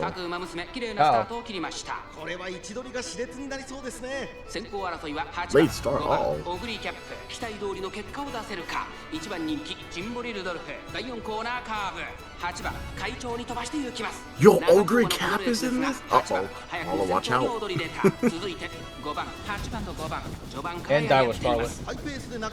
That's Big 前 Scarlet. から大きく開きま That's し Big た Scarlet. 隊列は縦長になって Yeah, いま that's す Big Scarlet. In more ways than one. You see Amazon and Grass Wonder here too. Grass Wonder? Oh, God. And Manhattan Cafe. Bro, that's a stat freaking lineup. さらにはオグリーキャップ大きく離れて1番第1コーナー回って第2コーナー順位を振り返っていきます先頭は相変わらず And Measure Orion. 1馬審査 God 5 damn. 番1馬身離れてダイワスカーレット1馬審査ジンボ They リ got ルドルフ everybody trying それ to. を見るように菱山ぞ They got 内の everybody 方から trying to オグ get. リーキャップ後ろ14番その後ろ1番外を通りましてメジロライアン内をついてマンハッタンカフェそれを見るようにグラスワンダーその後ろに10番その外並んで3番内を回ります2番後方2番手に13番最高峰レ Grass Wanda. ーシングフラッシュ向こう上面に入って先頭から Yum Yum Parfait. 先頭 We're grouping up here a little bit. 残り 1000m を通過少し Oh, 後ろから Ice and ジンボ Flash リ is ルドル in フ there. 菱山ぞ外から行く内から5番それを見るようにダイワスカーレットそしてオグリーキャップその後ろ1番内を回ります14番 First. 1馬身離れてメジロライアン内でマンハッタンカフェそしてグラスワンダー3番並んでくる少し後ろから13番まもなく第4コーナーカーブ馬娘たちがどう動くか目が離せません Wow, she's going. There she goes. Easy money. Look at that. Hey, careful, bro. Someone might come out the cut. Oh, not the cut. Easy money. She good.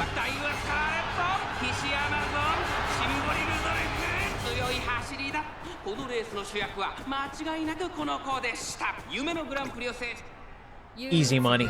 The Emperor. Wait. Damn, okay.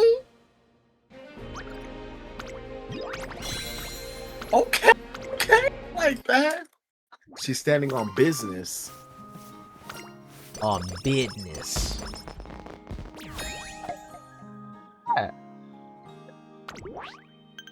Never mind.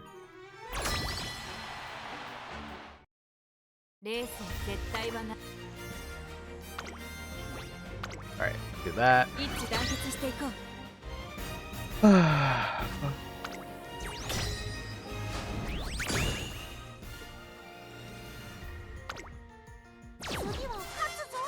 Wait, we lost? What the fuck? Oh, uh-oh. Bruh. Uh-oh. That's not good.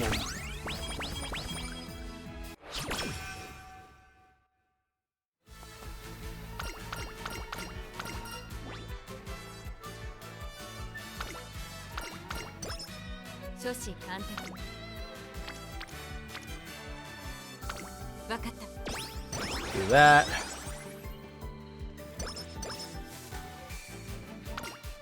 Raffle time. Hit shoot. You got tissues? Oh yeah. He is testing my patience today, man. What are we doing? Oh, you know they increased the rate up for the hot spring ticket? Yeah, I know, but like...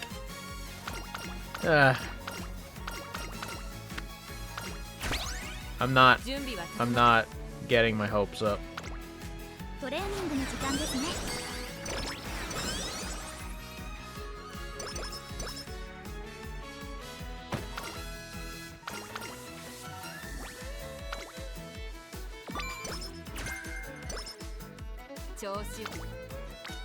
Oh, perfect. Harikite, go!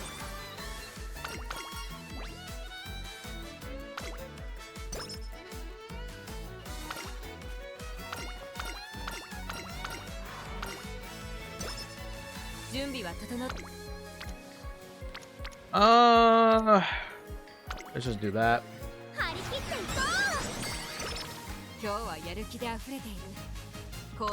Rest.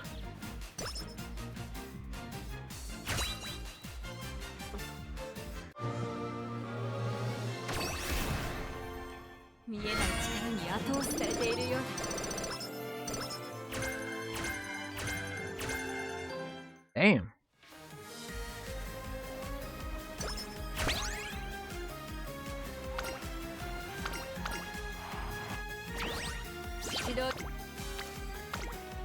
There we go.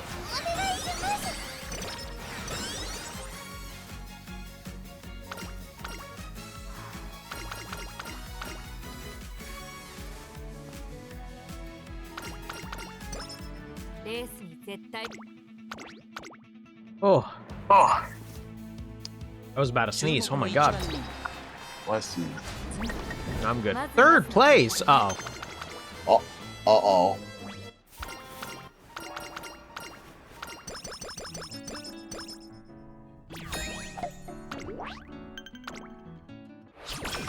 I was about to scream all that. You said what? I was about to scream. Wait, why? If I saw special weekend or finals lineup.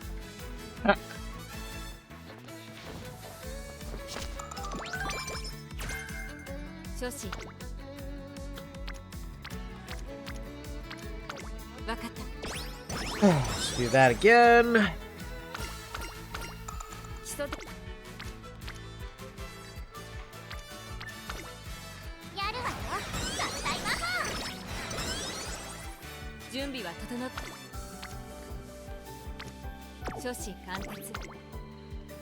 Up.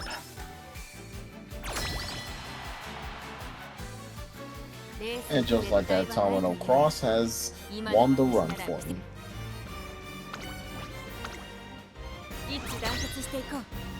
Let me drink some water.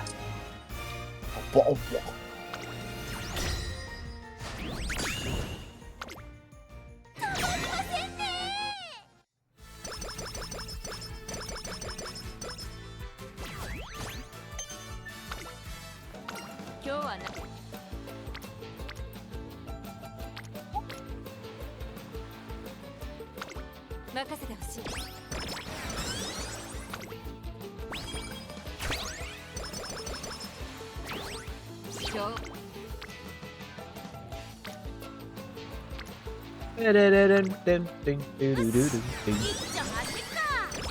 All right, we got 3 Bs now. 3 Bs. Beautiful.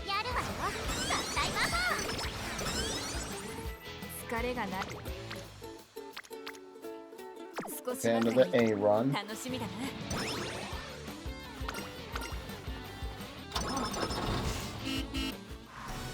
This should be an A.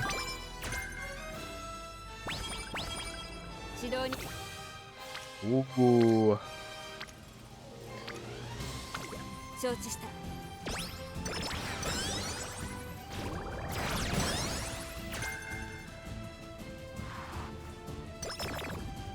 What the fuck? Whoa! Oh my god! What the fuck?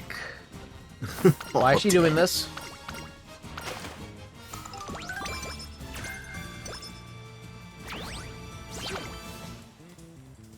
Bro.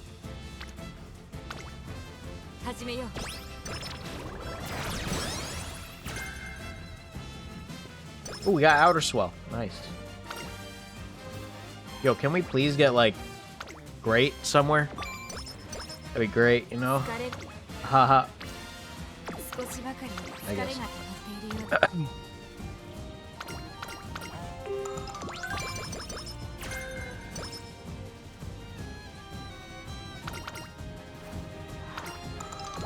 The extraordinary nature.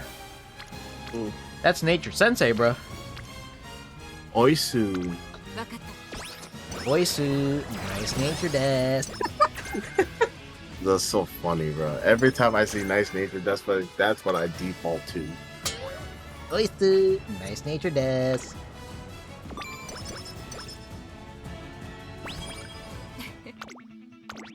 Alright, this is probably not going to be an AS, but it is what it is. Unless we somehow get like plus 50 on everything.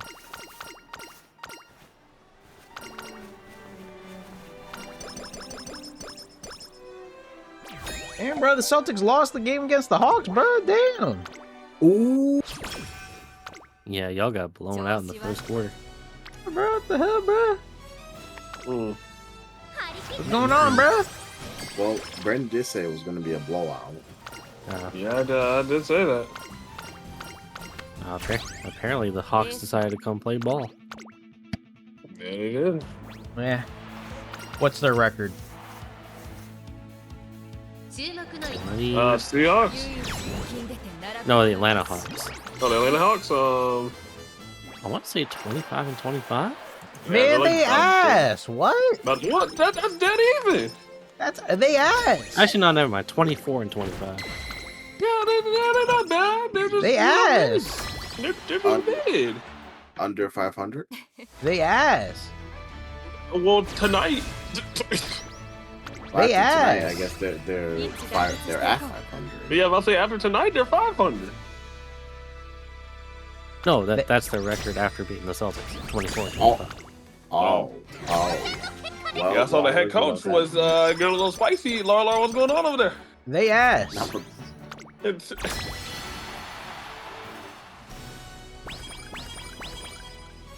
Oh, speaking of basketball news, Steven Adams suffered a season-ending ankle injury. No. Damn, that sucks. Not Steven Adams, bro. I would go back that.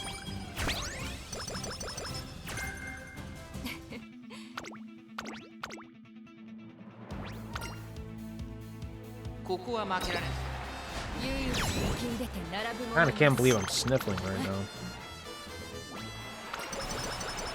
You can sit? No, I'm feeling okay. It's just, I think it's just the snow. It's just, yeah, about probably just snow the weather.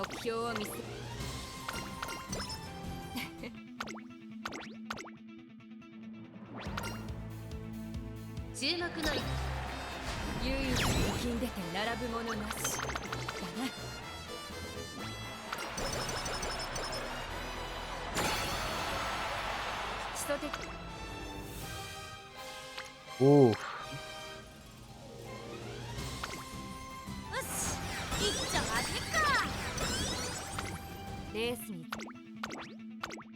And this is not an S, most definitely, but this is a pretty decent run. Not a good A+. No, I think it's gonna be an A.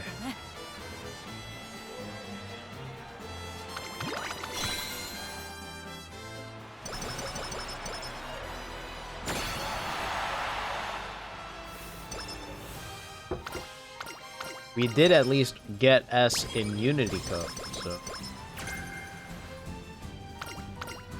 Oh, that's pretty good.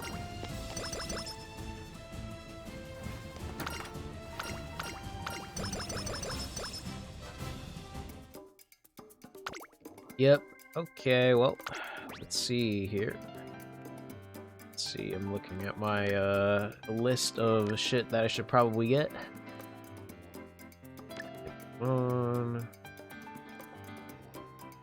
Dominator. And then Lawler is just hanging in the audience. That's funny.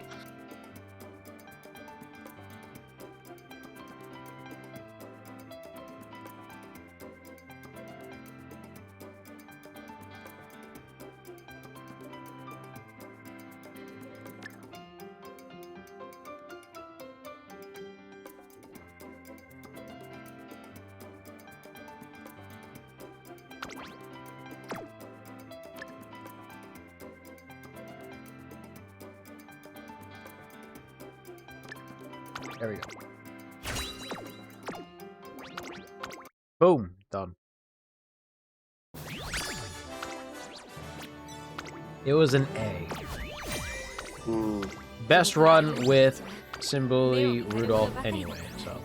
Oh, well, there we go. That's good. Alright, chat. I'm gonna go ahead and end it off here. Next stream is gonna be Friday. We're gonna play something else. We'll see what we'll play. Oh, you already pulled, okay. Yeah, I already pulled. I didn't get anything. Damn. Although I could try these like single pulls right here.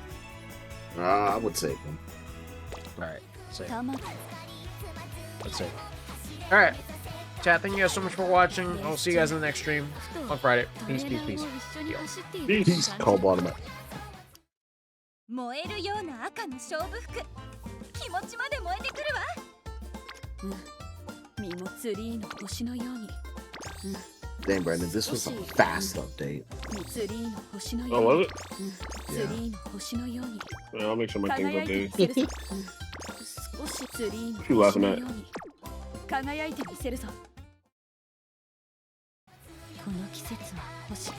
This person wants me to play violin at a courthouse. Do I want to do that? No.